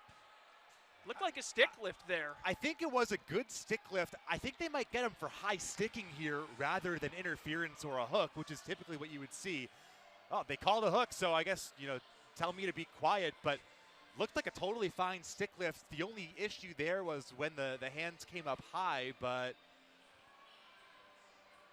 I mean, it certainly meets the threshold that we've seen called today. Correct. Yep. The threshold's a little bit lighter, I think, from the first minute. Get a look there. Oh man, there's nothing there. Good stick lift. Rylance got to be stronger on the puck. And so a much-needed power play coming up for the Yellow Jackets. Remember, they didn't score per se on the last one, but they scored right after it expired thanks to Bello. And to be fair to the officiating crew, we do see that called more and more right now in today's day and age. We saw one called on David Pasternak of the Bruins like that a couple weeks ago. Just harder to defend man on man. Stella, one-timer up over the bar, and Jordan Byro keeps it in. Sherwood Park, Alberta native, another long-time player in the college ranks, formerly of Colorado College. Bad pass intercepted, and Stockfish gets the clear. Long lead pass, it's Byro, enters the zone, Robilotti on his back. Mans to Byro. Double teamed in the corner, Robilotti, McClinsky giving him a hard time, but it's worked to Jan Honan at the opposite point. Turn pass finds the Finland native. Stella to Byro. McClinsky sticks it off the glass. Almost halfway through the power play. Seymour in the box for hooking. Stella. Byro, Holy Cross not giving up a lot in the center of the ice. AIC keeping it on the outside. And the centering pass, Robilotti, a good stick, ramps it up and out of the zone. Penalty kills can give you momentum if you can kill it off successfully, right? It's a dual-edged sword of going on the man advantage. Byro. Robilotti, or pardon me, Higgins got it ahead for Gillette, who wanted to go shorthanded, but Bello got back there. Half a minute left on the man advantage. AIC trying to avoid going 0 for 5 on the power play. Higgins off the kick plate. Kramer, good reaction to keep it in the zone. Sets up the one-timer. Angsfed looking for his second. Jason Grandy makes the save. And a full-length clear. Guerra. 2 seconds to go. One last entry at the last second. But AIC can't capitalize. Holy Cross back to full strength with less than 90 seconds left in the second. A must-have kill for the Crusaders. Guerra forces long out. Grandy, maybe a little indecision, but does in fact get it through, and now it's Matt Guerra. Started his career with Robert Morris, came to Holy Cross after their program ceased operations for a couple of seasons. Of course, RMU back in the AHA this year, pulled off a big first-round upset against Bentley. Yeah, tough goaltending in the late stages of that one. But great to see them back. The more teams, the merrier, always. Guerra stood up by Lundy, but it was Lundy who got the worst end of it. However, Guerra very slow going back to the bench. 35 seconds left in the second. Jones has it go through him, and Gagno softly pitches it in deep.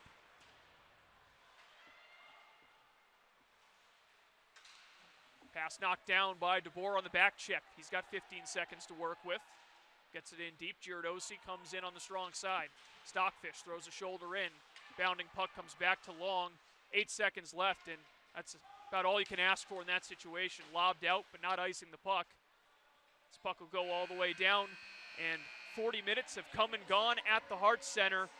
But Holy Cross fell behind 2-0. They get one back thanks to Liam McClinsky, and they head into the locker room with a bit of momentum as we now send it down to ice level. Caston Summer, assistant coach, happy to have you here on the broadcast. Caston, you needed a goal after falling behind 2-0, and who else but Liam McClinsky coming through? Was that exactly what you guys were hoping for off of that faceoff? Yeah, we've gotten a lot of looks on faceoffs throughout the playoffs, and that was just another example of the guys dialing in and executing. You've now played 2 games and 2 periods in the course of the last 2 days. How do you keep the legs going, keep the brain fresh into this intermission? I mean, there's no tomorrow. You either want to win or you don't, so that should be plenty of motivation. Should be a desperate third for the Crusaders. Caston Summer, thanks for the time. Best of luck. Well, the Crusaders end up conceding a couple of goals for the Yellow Jackets. Is the freshman Angsfed and the freshman Bello. But the junior McClinsky pulls Holy Cross within 1. Buckle up, we've got a third period that should be fun next on Flow Sports. Many financial advisors are commission-based advisors that work for a bank. At Car Financial, we work for you. Our primary focus is helping our clients achieve their goals. You worked hard in your career. You've earned your retirement. Now let us show you how to make the most out of what you have. We're here to answer your investment, retirement, income tax, and estate planning questions. Through every stage of life, we're here for you. Call us at Car Financial Group today. We are UMass Memorial Health, and innovation is something that defines us, that drives us to discover new ways to provide answers and hope, to provide opportunity and access and equity for everyone, to redefine what medicine can do and how it can heal relentlessly.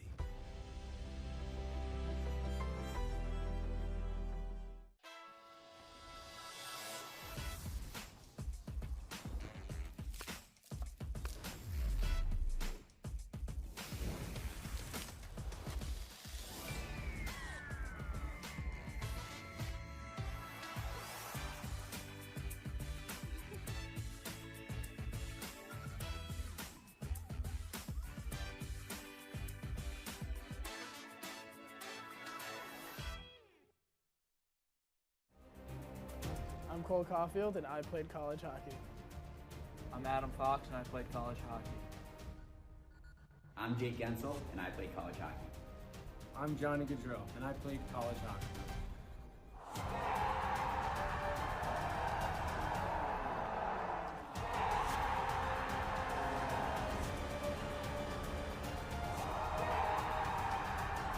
Whether you're a fan or a player, nothing compares to college hockey. Leadership and excellence in competition, in the classroom, in the community. For decades, Crusader Athletics has focused on our topmost commitment, elevating every student athlete to reach for more, to grow more, to achieve more. Help us to continue to strengthen minds, build character, and celebrate together as one Crusader nation.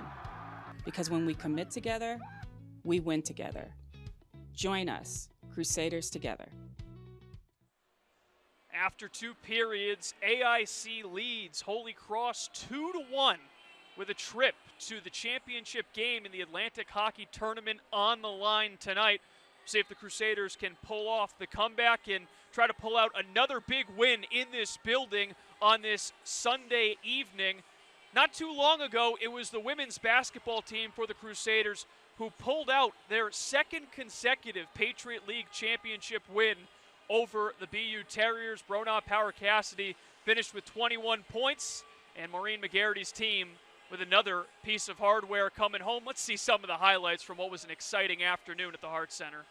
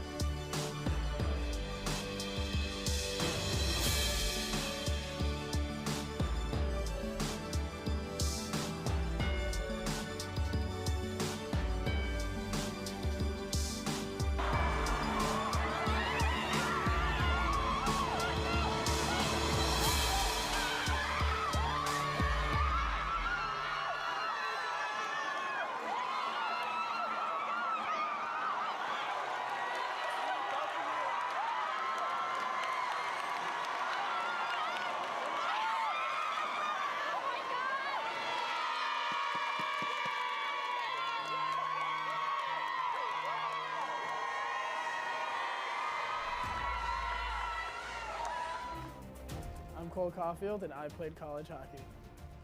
I'm Adam Fox, and I played college hockey. I'm Jake Gensel, and I played college hockey. I'm Johnny Gaudreau, and I played college hockey.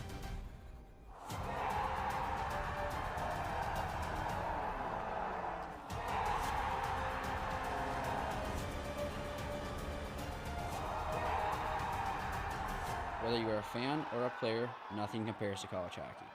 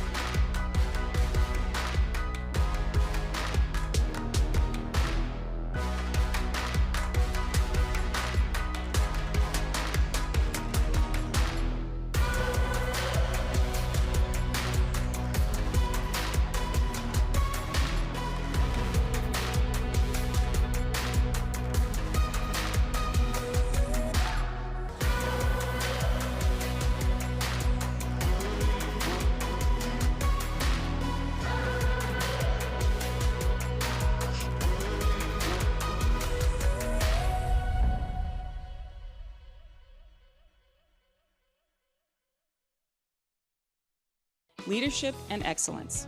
In competition, in the classroom, in the community. For decades, Crusader Athletics has focused on our topmost commitment, elevating every student athlete. To reach for more, to grow more, to achieve more. Help us to continue to strengthen minds, build character, and celebrate together as one Crusader Nation. Because when we commit together, we win together. Join us, Crusaders together. 2 periods in the books from the Hart Center, and the Holy Cross Crusaders are chasing a goal going into what could be the final period of their season if they aren't able to run down the Yellow Jackets We didn't get any scoring in the first period, but Nathan, it's safe to say business picked up big time in the middle 20. Yeah, I mean, it's Selection Sunday right now across the basketball world, but there's still plenty to play for in the college hockey world. And after a scoreless first period, Holy Cross with a couple of great chances in the first 5 minutes of period number 2. They were really dominating the flow of the game, the shot totals as well. And then all of a sudden, it only takes one. A beautiful snipe goes bar down to give AIC the lead, and they would double it just a few minutes later. It was Angstved who got the game's first goal, and the freshman playing still before his 15th career game, getting the scoring going.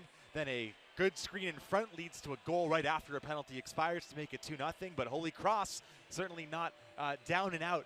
By the end of this period, they're able to pull one back.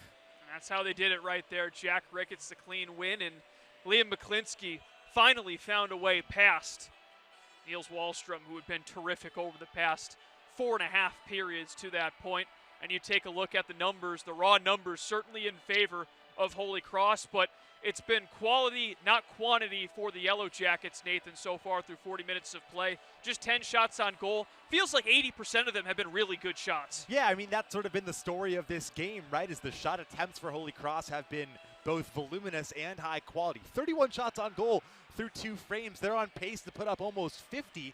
And for AIC, again, opportunistic. They were able to get that beautiful goal to open up the scoring, add another one on right after the power play expired. And again, 9 total power plays today. That has made a difference, even though there's a 0 next to the number on each team. Yeah, we expected special teams to play a role.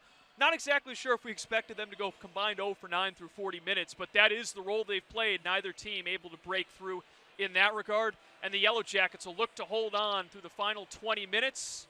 Game 3 of the AHA semifinals game. We'll bring you the third period when we come back on Flow Sports. The right way to top a sub is with real red wine vinegar made from red grapes and no food coloring. And the right way to film it is in slow motion. Obviously. Because authentic ingredients make a sub above.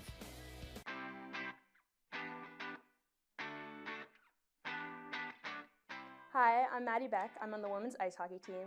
Hi, my name is Caleb Kinney. I'm with men's basketball, and this is the Power of Purple. So I'm a neuroscience major, and I think Holy Cross is a great institution. It's academically rigorous, and it pushes us to think in ways that other schools may not. Classes we hear are very tough, very rigorous. The homework load is not as light, but it makes for a great time, and it definitely helps you prepare for the real world.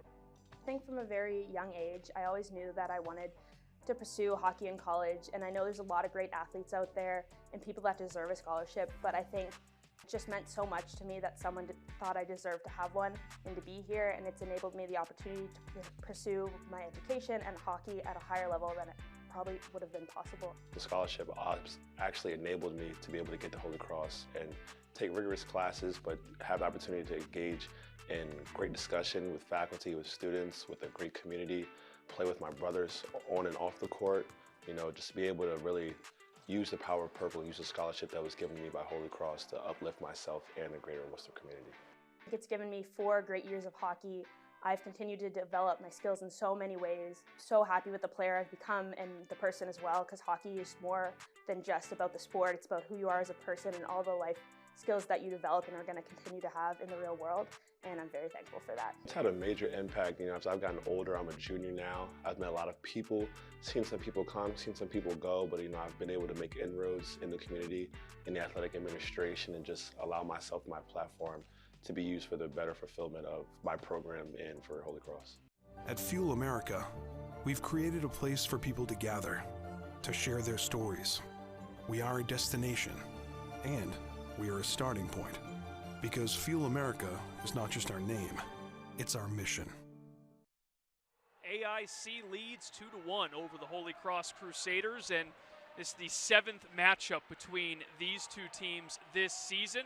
And overall, they have seen each other a lot as rivals, not just in state, but of course in the Atlantic Conference. And Holy Cross, the other night, they've been perfect, 4-0 at home against AIC in the playoffs, but thanks to the shutout victory and the heroics of Niels Wallstrom, they end up pulling even, forcing this game 3 today. And today, Nathan, it's Wahlstrom, the big reason why they're in position to pull off the upset and move on to face RIT. Yeah, and it's a tough spot for a first-year goalie to be in. He's already made 30 saves, and I mean, he's going to need to make at least 40 to get AIC out of here with a win. You know that Holy Cross is going to start playing desperate here in this third period. We know that. We've talked about coaching staffs as well. And look, there is no tomorrow, right? That was the message that we just got.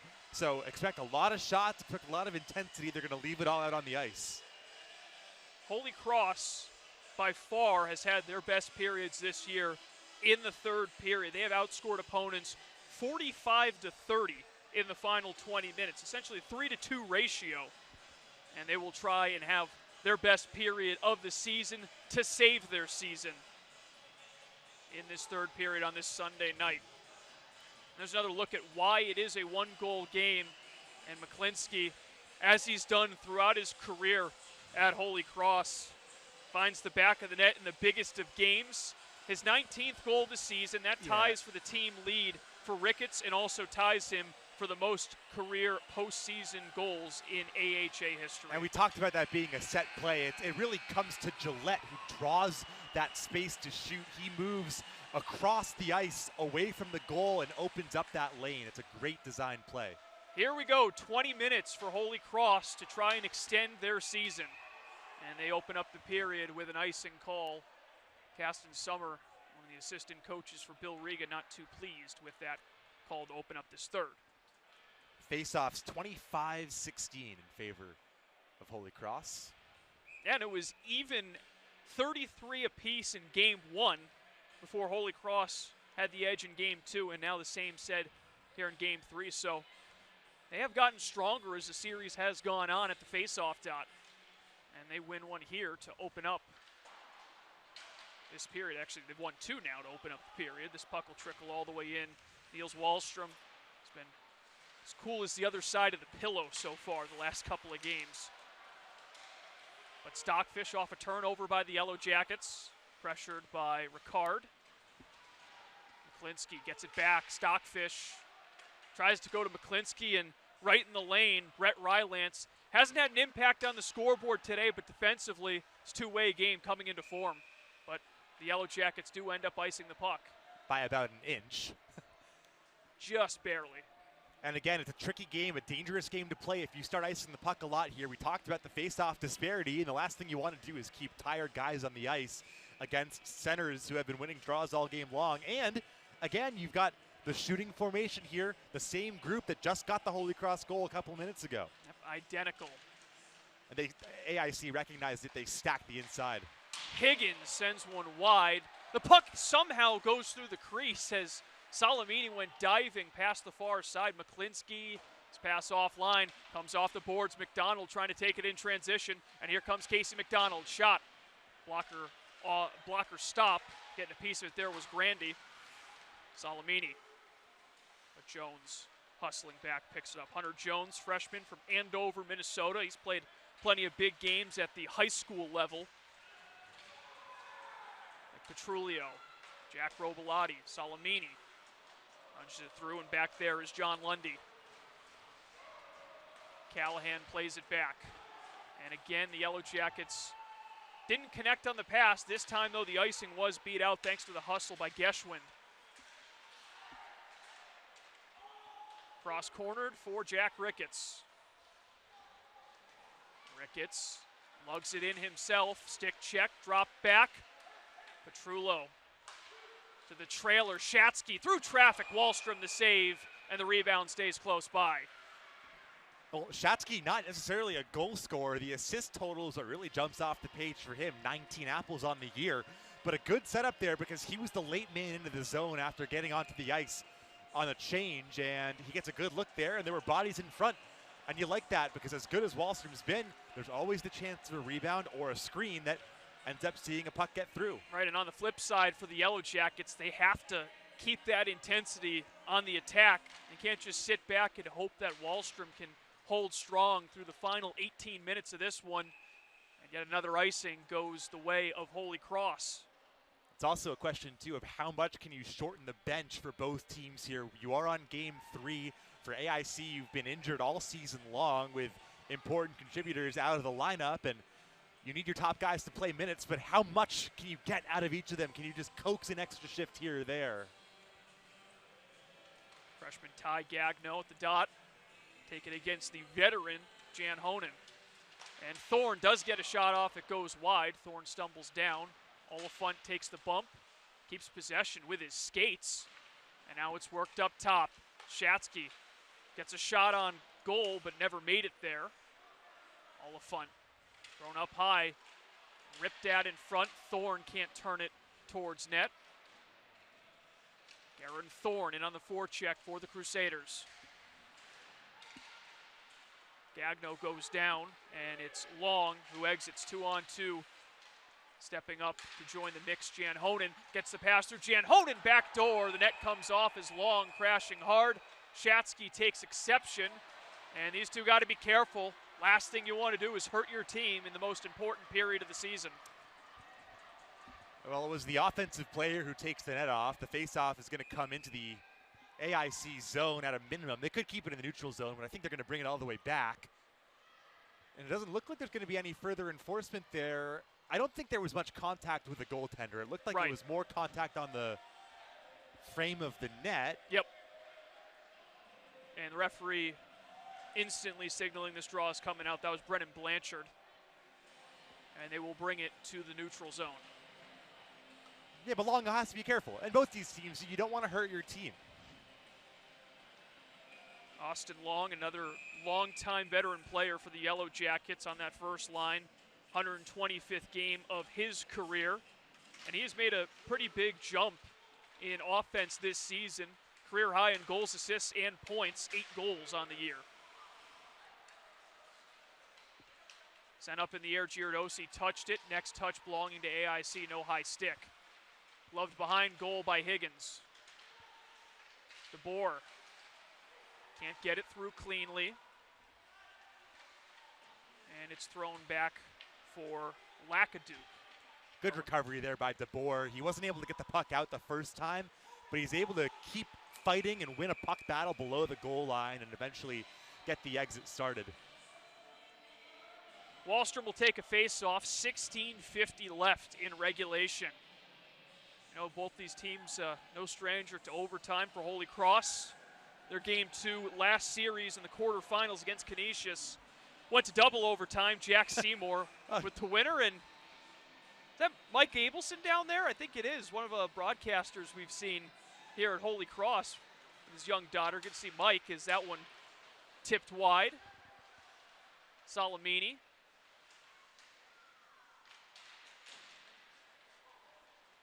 And Oliphant has it at neutral ice. McClinsky tries to set up the one-timer, and the backhand from Petrullo goes wide. Salamini keeps possession with the Crusaders. Long ice pass. Petrullo hesitates. Back for McClinsky. One already thrown through traffic. Shoulder save. Ricketts throws it back through the crease. Jones gloves it down. Great and screen Salamini by there again. Ricketts there. He gets the rebound off a shot that hits himself as the screener. Jones wins the race to that puck. Doesn't have much room to operate. Ricketts will play it back to the defense in Petrullo.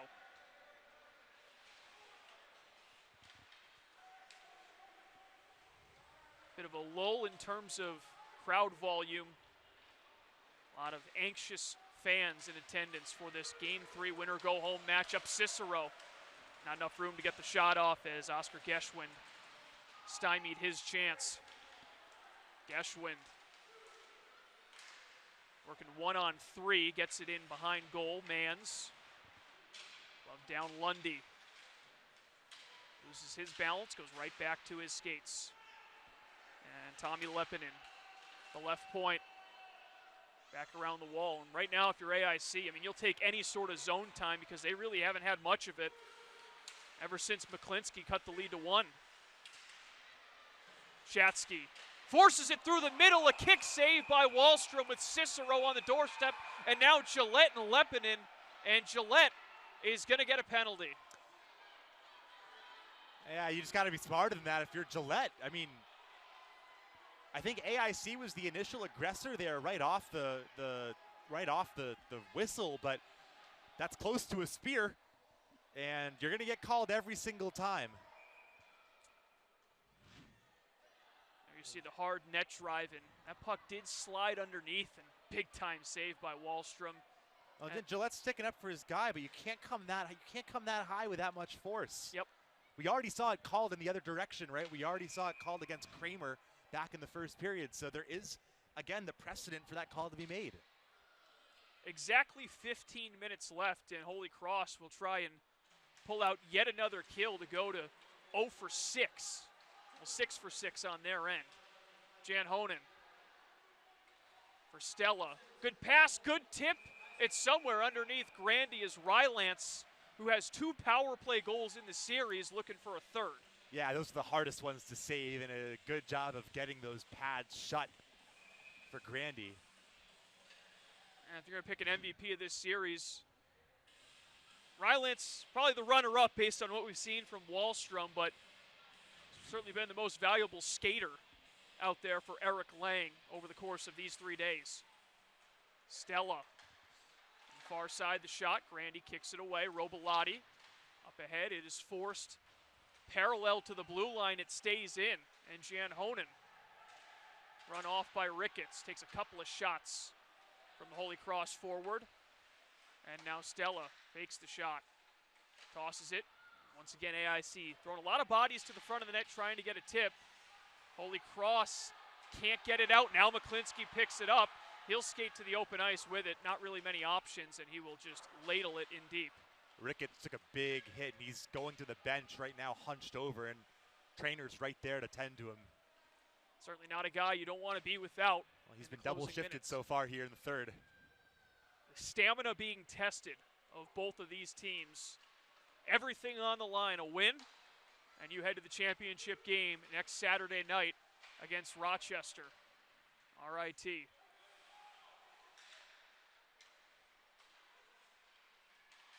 Kramer, shot, diving block, Stockfish.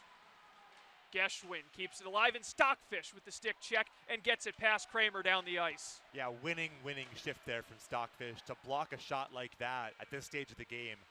Quick re-entry for the Yellow Jackets. Bello, cross corner, Robilotti snuffs it out. Surgical penalty killing in this game 3 by the Holy Cross Crusaders. Dario Bello will leave it back in, head to the bench, and right now Brett Callahan just waiting for something to open up. Final seconds tick off. Gillette set to come out of the box as Mans gets it in behind goal.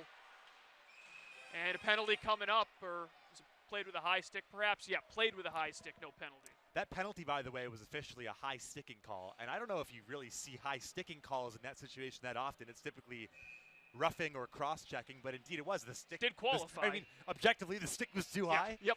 Shots on goal, 36-12. I'm not good at math, Colin, but that's a 75% to 25% ratio. You know just how bad at math I am, by the way. I'm not much better, but 35 of 36 stopped by Niels Wahlstrom. That's a lot. Guerra, a good leave pass. Return pass, Guerra gets it on goal. The rebound, backhanded, still underneath Wahlstrom. The puck is somewhere under the pile, and finally, it appears he has it. Helmets going flying everywhere, and they're still going at it. Mercy. Yeah, Mercy is right. I mean, look, before the whistle goes, you can pitchfork at the puck, you can poke at it, you can do anything that you want to jam it free within reason. And that's exactly what Holy Cross was doing there until the whistle went. It's a good net drive by Guerra initially, but that puck is still loose. That puck is still loose there, and look, there's 5 men on the ground fighting for it, and then the whistle comes. I think that's totally a legal play on both ends. And good fight there down low. A heads-up play, too, by Brett Callahan. A bit risky putting it towards your own goaltender, but he kicked it just enough so that Wahlstrom had it in his reach and could reach out with the left hand to freeze play. That's 112 games of experience right there from Brett Callahan, one of the captains, along with Brian Kramer on the blue line. Gillette trying to knife away at that faceoff, but it's one back to Lepinen for the Yellow Jackets. Oliphant. Trullo winds it along the boards. Seymour. Trullo reaches back. Tries to nudge it past Jones. He bumps him just enough, and that allows the Yellow Jackets to get it clear. DeBoer. Gillette from half ice. Seymour collects the carom. A lot of these puck battles being won by Holy Cross in this third period. Ricard getting physical, playing within the rules though. DeBoer. Not a whole lot of space. Jan Honan covers him up. Under 12 to play. Still 2-1 AIC in this Game 3 matchup in the AHA semifinals. Colin Casey, Nathan Strauss, delighted to have you for this thrilling conclusion and the 7th matchup overall between these two teams this season. Byro, good setup pass, and now Lundy cuts towards goal, kick save, long rebound given up by Grandy, but there's McClinsky back to help out, and now he'll start the rush. Bangs it off the glass. Stella. Delays and finally lobs it through the neutral zone.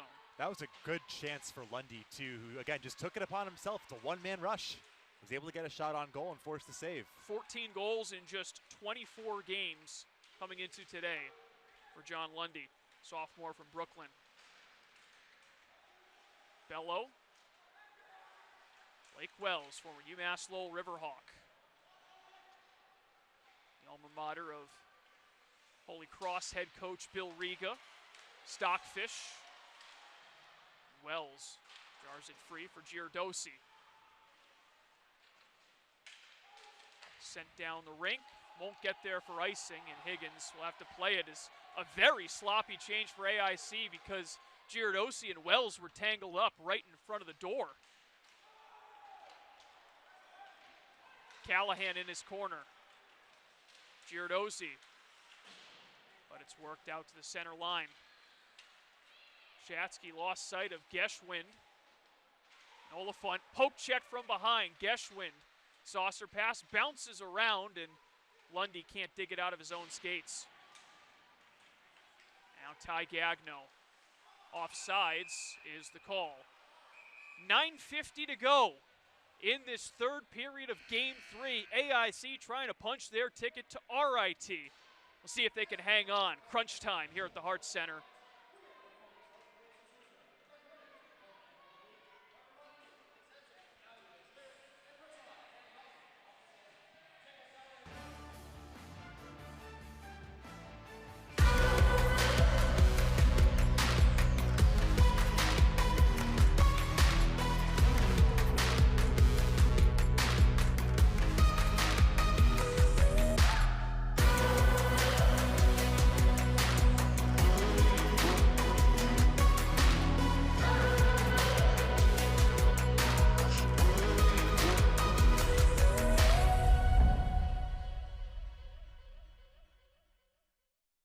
Leadership and excellence, in competition, in the classroom, in the community. For decades, Crusader Athletics has focused on our topmost commitment, elevating every student athlete. To reach for more, to grow more, to achieve more. Help us to continue to strengthen minds, build character, and celebrate together as one Crusader nation. Because when we commit together, we win together. Join us, Crusaders together. Look at the Crusaders bench, 9 minutes and 50 seconds away from a tough end to their season if they can't find an equalizer, and as good of a season as it has been, Nathan Strauss want to extend this one and get back to the championship game to have an opportunity at redemption after falling to Canisius in the title game a year ago. Yeah, and look, you only need one shot, one bounce right now with this game being a 2-1 score. Pass too far ahead for Ricketts.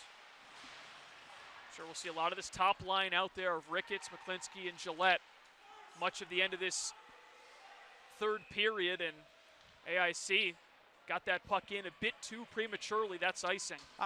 Let's start this conversation, Colin. Yesterday, yes, it was a 2-goal game. We saw the goalie pulled with 4.5 to go. This is win or go home, right? Normally, you would say the 2-minute mark, 2:30 mark. You think you get it at 3 in a championship game like this? If it's still a 1-goal game, you still got some time to go. And Holy Cross has been playing confident hockey, but Giardosi, a follow-up bid. Stockfish sends that one wide, and Robilotti fans on the pass. Going to cost the Crusaders possession and a bit more time. But it will be interesting to watch just how long Giardosi shot is tipped, and a casual glove stop from Wahlstrom. AIC has done a good job this year and in this series, I think, of protecting their leads late in games. But that time they end up clearing the puck to the center of the ice, and they were fortunate because that puck ends up behind the blue line, so it's in the neutral zone, but everything should be hard and off the wall, hard to the outside of the ice. Don't give it away cheaply in a dangerous shooting area. Niels Wahlstrom has stopped 39 of 40 shots, good enough for a .975 save percentage. Casey McDonald has to come back to get it and runs it along the boards. Robilotti has to have a goal this year against the Yellow Jackets. Now Hunter Jones chases Oliphant back. Nick Petrullo, formerly of Union College, gains the red line and ends up throwing this into the Yellow Jackets bench. 8:22 left, and Holy Cross out of the timeout. Feels like maybe a little bit of uneasiness starting to set in because the aggression hasn't exactly been there the last couple of shifts. Yeah, the other thing is that Holy Cross hasn't been on the power play in almost now a full period. So AIC's in a better job of staying out of the box than they did in the first 30 minutes of this game.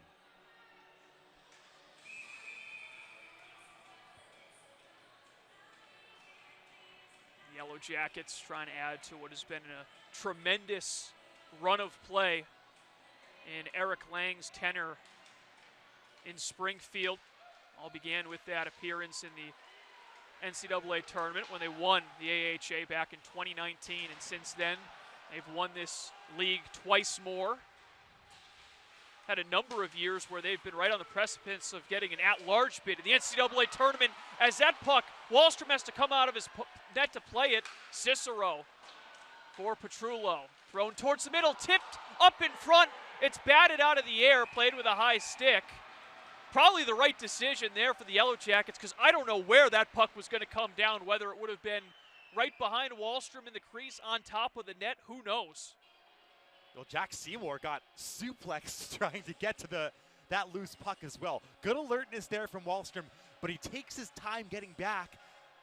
And then you see two men down low, this puck deflected up, and it goes off the top of his head. Not a whole lot of contact there actually on Seymour, but I think he was surprised by the puck going off the face.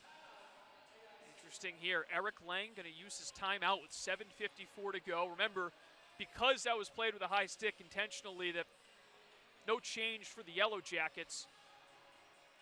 Those guys have been out there for quite some time, so Lang going to use it now, which I think, Nathan, you have a lot more liberties as to choosing your spots when you're up a goal, when to use that timeout. You can afford to take it early on and have that discussion to make sure you're able to be in position to maintain this lead. I'm always a fan of coaches who call it earlier rather than later.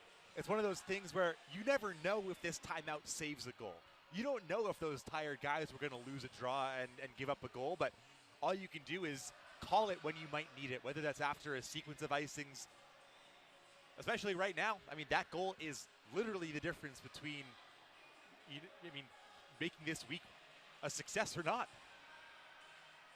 Really good crowd here in Worcester, as it has been all weekend long.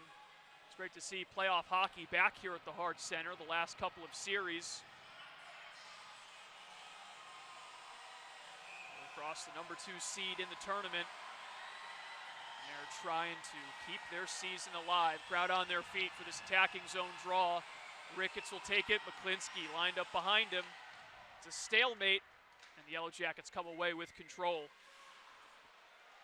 Gillette, a couple of shots, but he keeps possession. McClinsky looking around, tries to throw it on goal, and yet another shot block, this one from Stella.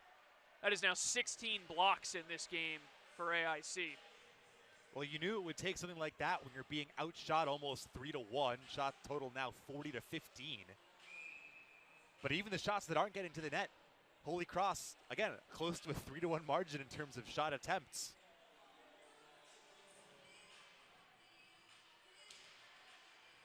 A stick breaks off the draw. It was Ricketts. He goes right to the bench to get some new lumber. It's probably a good thing he was back there. The puck was coming back to the defensive zone. McClinsky knocks it down, but Mann steps up, comes away with it, gets behind Higgins, tries the saucer pass on the backhand. Geschwind there for the tip, but it was out of his reach. Lundy snaps this one, and it hits someone on the bench. Linesman will collect the debris from Ricketts' stick, and this draw will be in front of the AIC bench. I mean, again, all the peripherals suggest that the score should be higher for Holy Cross. The volume of shots, the face-off wins, the shots on goal. You know what this sounds a lot like, Nathan? That 2019 game against St. Cloud State. Sometimes teams just find ways to win, and that's exactly what the Yellow Jackets have done over the last 5 years. Clock ticks down to 7 minutes. 2-1 still the lead. Kramer, dangerous pass, but it does find a recipient in long. Mac Oliphant, sophomore defenseman. Tyler Giardozzi over the line, Stockfish. A lot of stick work, gets it back for Giardozzi. Trailing is Shatsky, the one-timer. It's blocked, flutters through the air, and a good stick from Kramer. Comes back out to Petrullo. Through traffic, knocked down. Stockfish jousting with Jan Honan. And AIC vacates the zone, but Giardozzi always looking to re-enter quickly. Does once again. That shot gets its way in on Wallstrom. And AIC gets another clear. Robilotti has to get on his horse with McDonald bearing down on him. Better last minute from Holy Cross. I'd like to see that possession play there instead of just throwing it back in deep. Let your guys change and then try to re-enter fast. But good work. Don't wait too long. If the first option isn't there, just throw it towards the net and look for a rebound. Lucas Thorne tips it in deep. Losing an edge there, Salamini, and it's McDonald at the other blue line with it for AIC. Trying to get that put-away goal. Punch their ticket to a matchup with RIT in the championship. Joe Salamini backhands this one in, and Oliphant, the defenseman, the first one down there for the Crusaders. Lucas Thorne.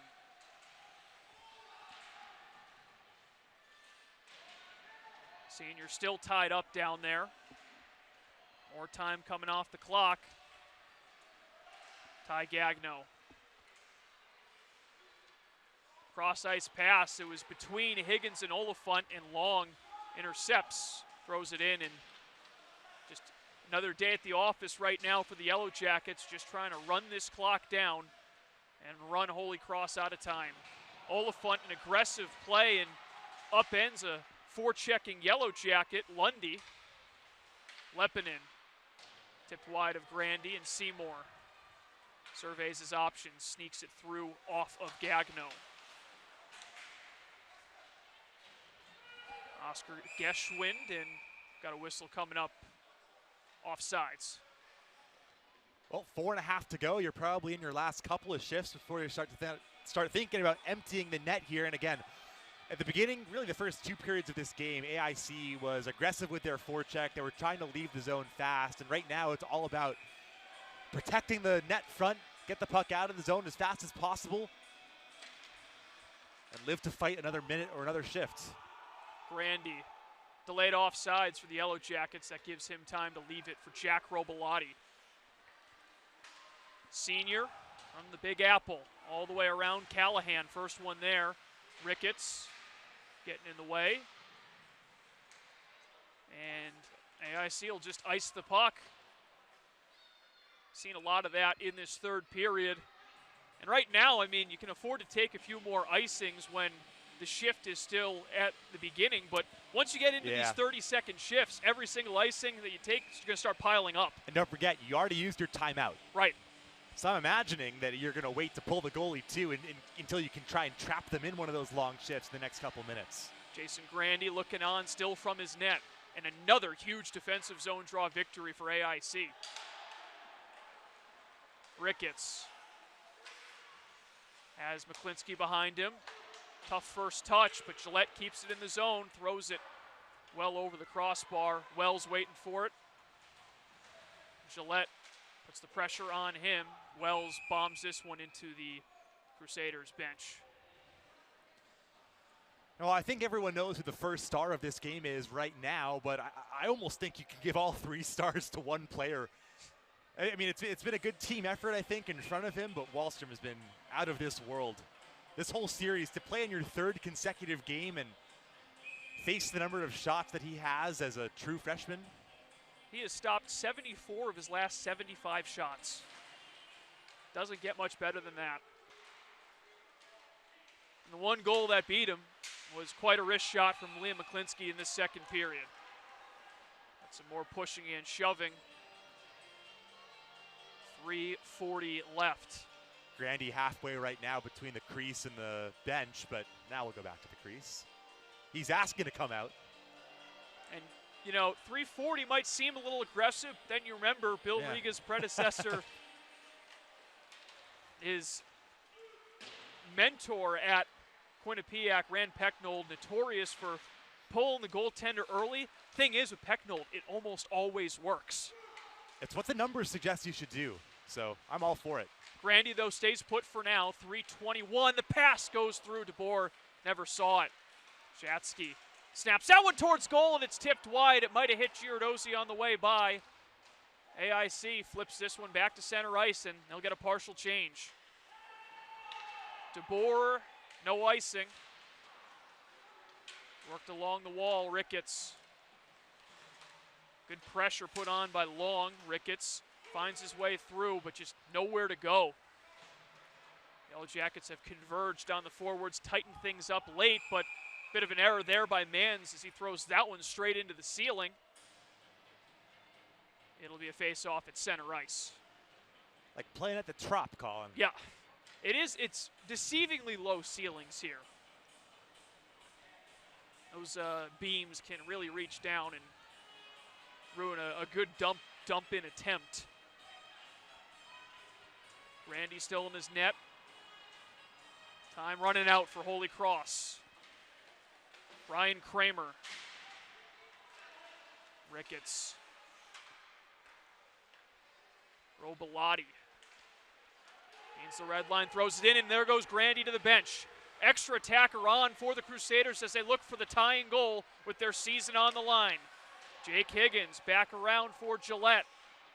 McClinsky reels it back in. That bad angled shot never got through. Rebound, Guerra, a riser, goes over everything. Higgins for Ricketts. He's upended. Holy Cross wanted a penalty, and this one will go into the empty net.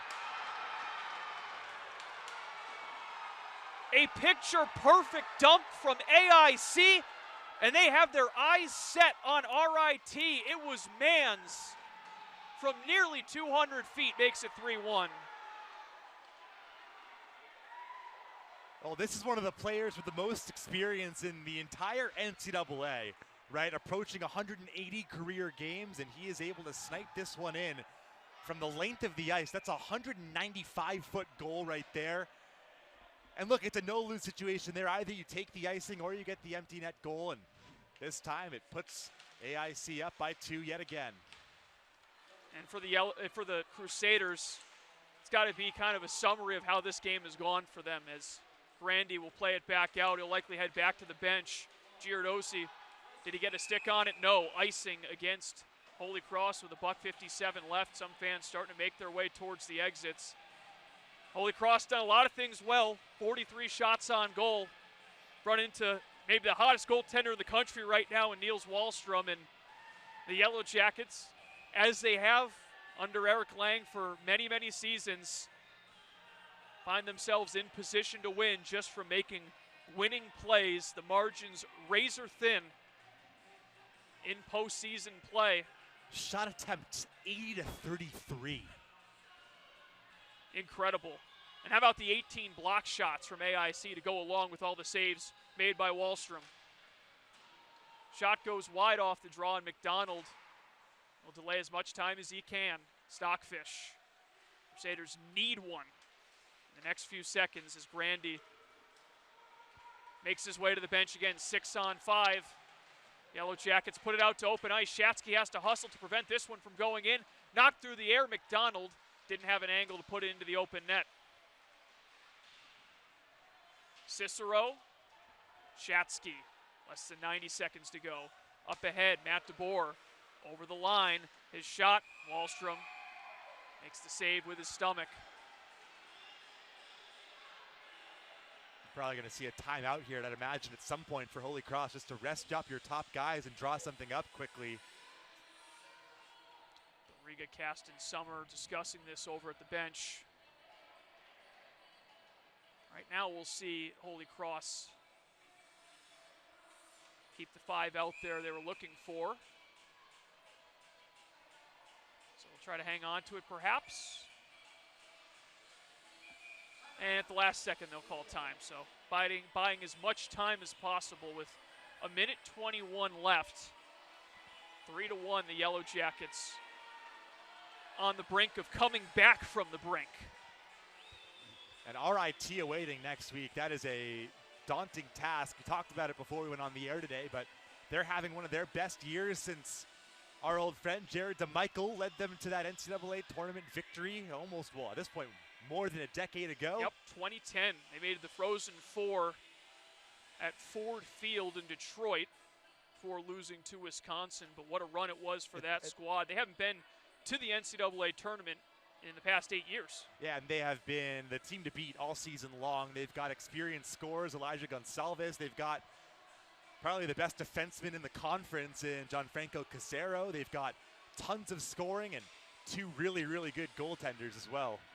For the Yellow Jackets, trying to make it back to the NCAA tournament after being left out of it last year.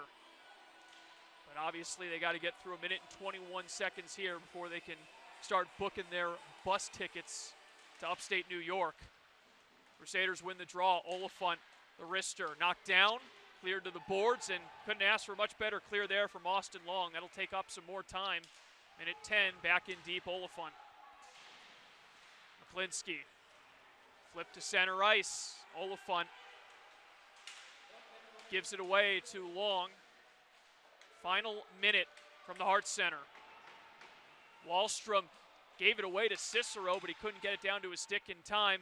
Long glides it on out, tries to flip it to the empty net, misses wide, icing against AIC, but so far so good for the Yellow Jackets, 44.5 seconds left. Yeah, the first bad play from Wallstrom all game there was taking too long. He tried to backhand it out. I don't know if he thought about the goalie goal for a second there either, but he was trying to elevate that puck on the backhand. Just play it off the glass. Get back in your crease. If he finds the back of the net, this might be like the greatest goaltending performance 45 saves and a goal.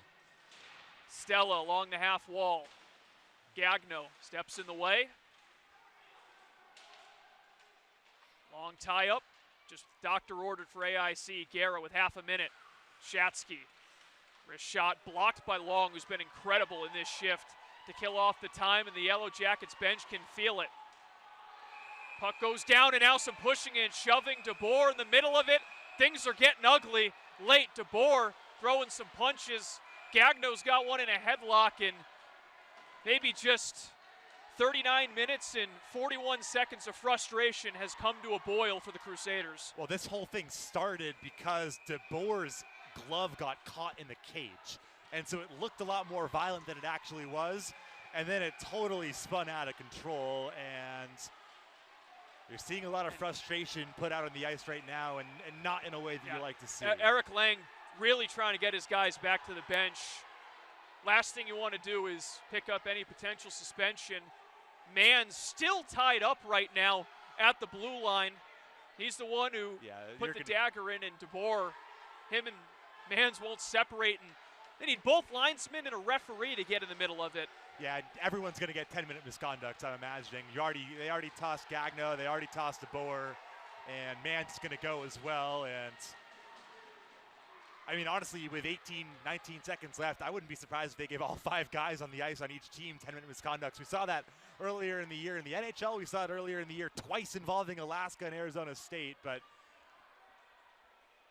not what you want to see, especially not at this stage of what is now 3 games in 3 days. And that's what happens when you play the same team 3 times in a row in the postseason when the emotions get high like this. For Holy Cross, season in which they won 21 games. We're hoping to make their way back to the championship game, have a shot at making the NCAA tournament for the first time in 18 years. Certainly a big step forward in year 3 for Bill Riga's group. Barring a late miracle, their season will come to an end at the hands of their rival out west. After being in the driver's seat, a 1-0 lead in the series, but a switch was flipped for Niels Wahlstrom, and he has been the most valuable player probably in this tournament so far based on what he's done in this series alone. I mean, I think he could give up 10 goals against RIT and be the Atlantic postseason goalie of the year. I don't think what he has done can be overlooked. As we do have the officials taking a look at the video here, I think they just want to make sure they get the numbers correct. And there is, you have to determine versus, a 10-minute misconduct versus a game misconduct versus a disqualification, a match penalty. Only one of those carries an automatic suspension. Right. I don't think anything happened that would require an automatic suspension there. Still waiting on the official penalties to be entered into the book, but it's likely academic. Certainly not, you're going to need an extra sheet of paper or 2 for the penalty sheet today, the game sheet today. RIT awaiting the winner of this matchup. AIC 19.8 seconds away from getting their chance at another AHA trophy. And how did RIT get there? It was a 4-1 win Friday night against Niagara, and then they win 5-2 last night. Proved to 26-10-2 on the year. And it would be an interesting goaltending matchup between the youngster and Wahlstrom if he gets there. Taking on Tommy Scarfoni. And there's Jason Grandy. What a year he's had. Was the goaltender of the week last week. Won it 4 times this season. And you can just see the emotion right now, recognizing his team is 19.8 seconds away from a gut-wrenching elimination on their home rink.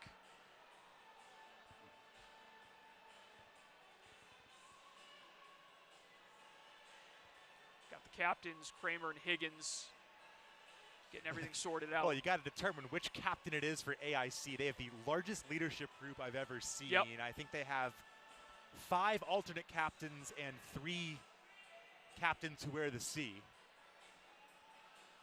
Kramer and Callahan both wearing the C in the lineup today. Higgins, the assistant captain out there, as opposed to Ricketts. So a major roughing penalty going against Matt Guerra, and also gets a game misconduct could go along with it. So it will be a major power play for AIC. That's of pretty little consequence right now. 19.8 seconds left. And both benches gotten a bit thinner as they'll try and wind out the final seconds here. The Yellow Jackets getting ready to celebrate. Draw is worked on out. Callahan will just skate back to his own zone with it. A road crowd here traveling from Springfield on their feet because they have booked their ticket to Rochester. After falling behind 1-0 on the road to Holy Cross, AIC wins back-to-back games. A tremendous goaltending performance from Niels Wahlstrom, and the Yellow Jackets are heading back to the Atlantic Hockey Championship game, looking to go back and win their 4th championship in program history. You know, Wallstrom was just superb today, and he was from the very first moment of this game on. And again, an opportunistic team in AIC. They've dealt with a lot of adversity this year, the injuries. You know, they've been down a lot of experience, and they've turned to a freshman netminder and a kind of rugged group of forwards that have delivered for them this year. Handshake line commencing, and for Holy Cross, a bitter end to a successful season for Bill Riga's squad in his third year here in Worcester. They will be watching the championship game between AIC and RIT next Saturday night. 7:05 puck drop for the championship game between the Tigers and the Yellow Jackets. But it is AIC who will be moving on. 44 saves on 45 shots for Niels Wallstrom proved to be the difference. Holy Cross just couldn't come back even. For our entire production crew, for our broadcast director, Lucas Ferreira, for my broadcast partner, Nathan Strauss, and for everyone that tuned in all season long, this is Colin Casey signing off. 3-1 AIC wins. This has been another edition of Flow Sports Hockey.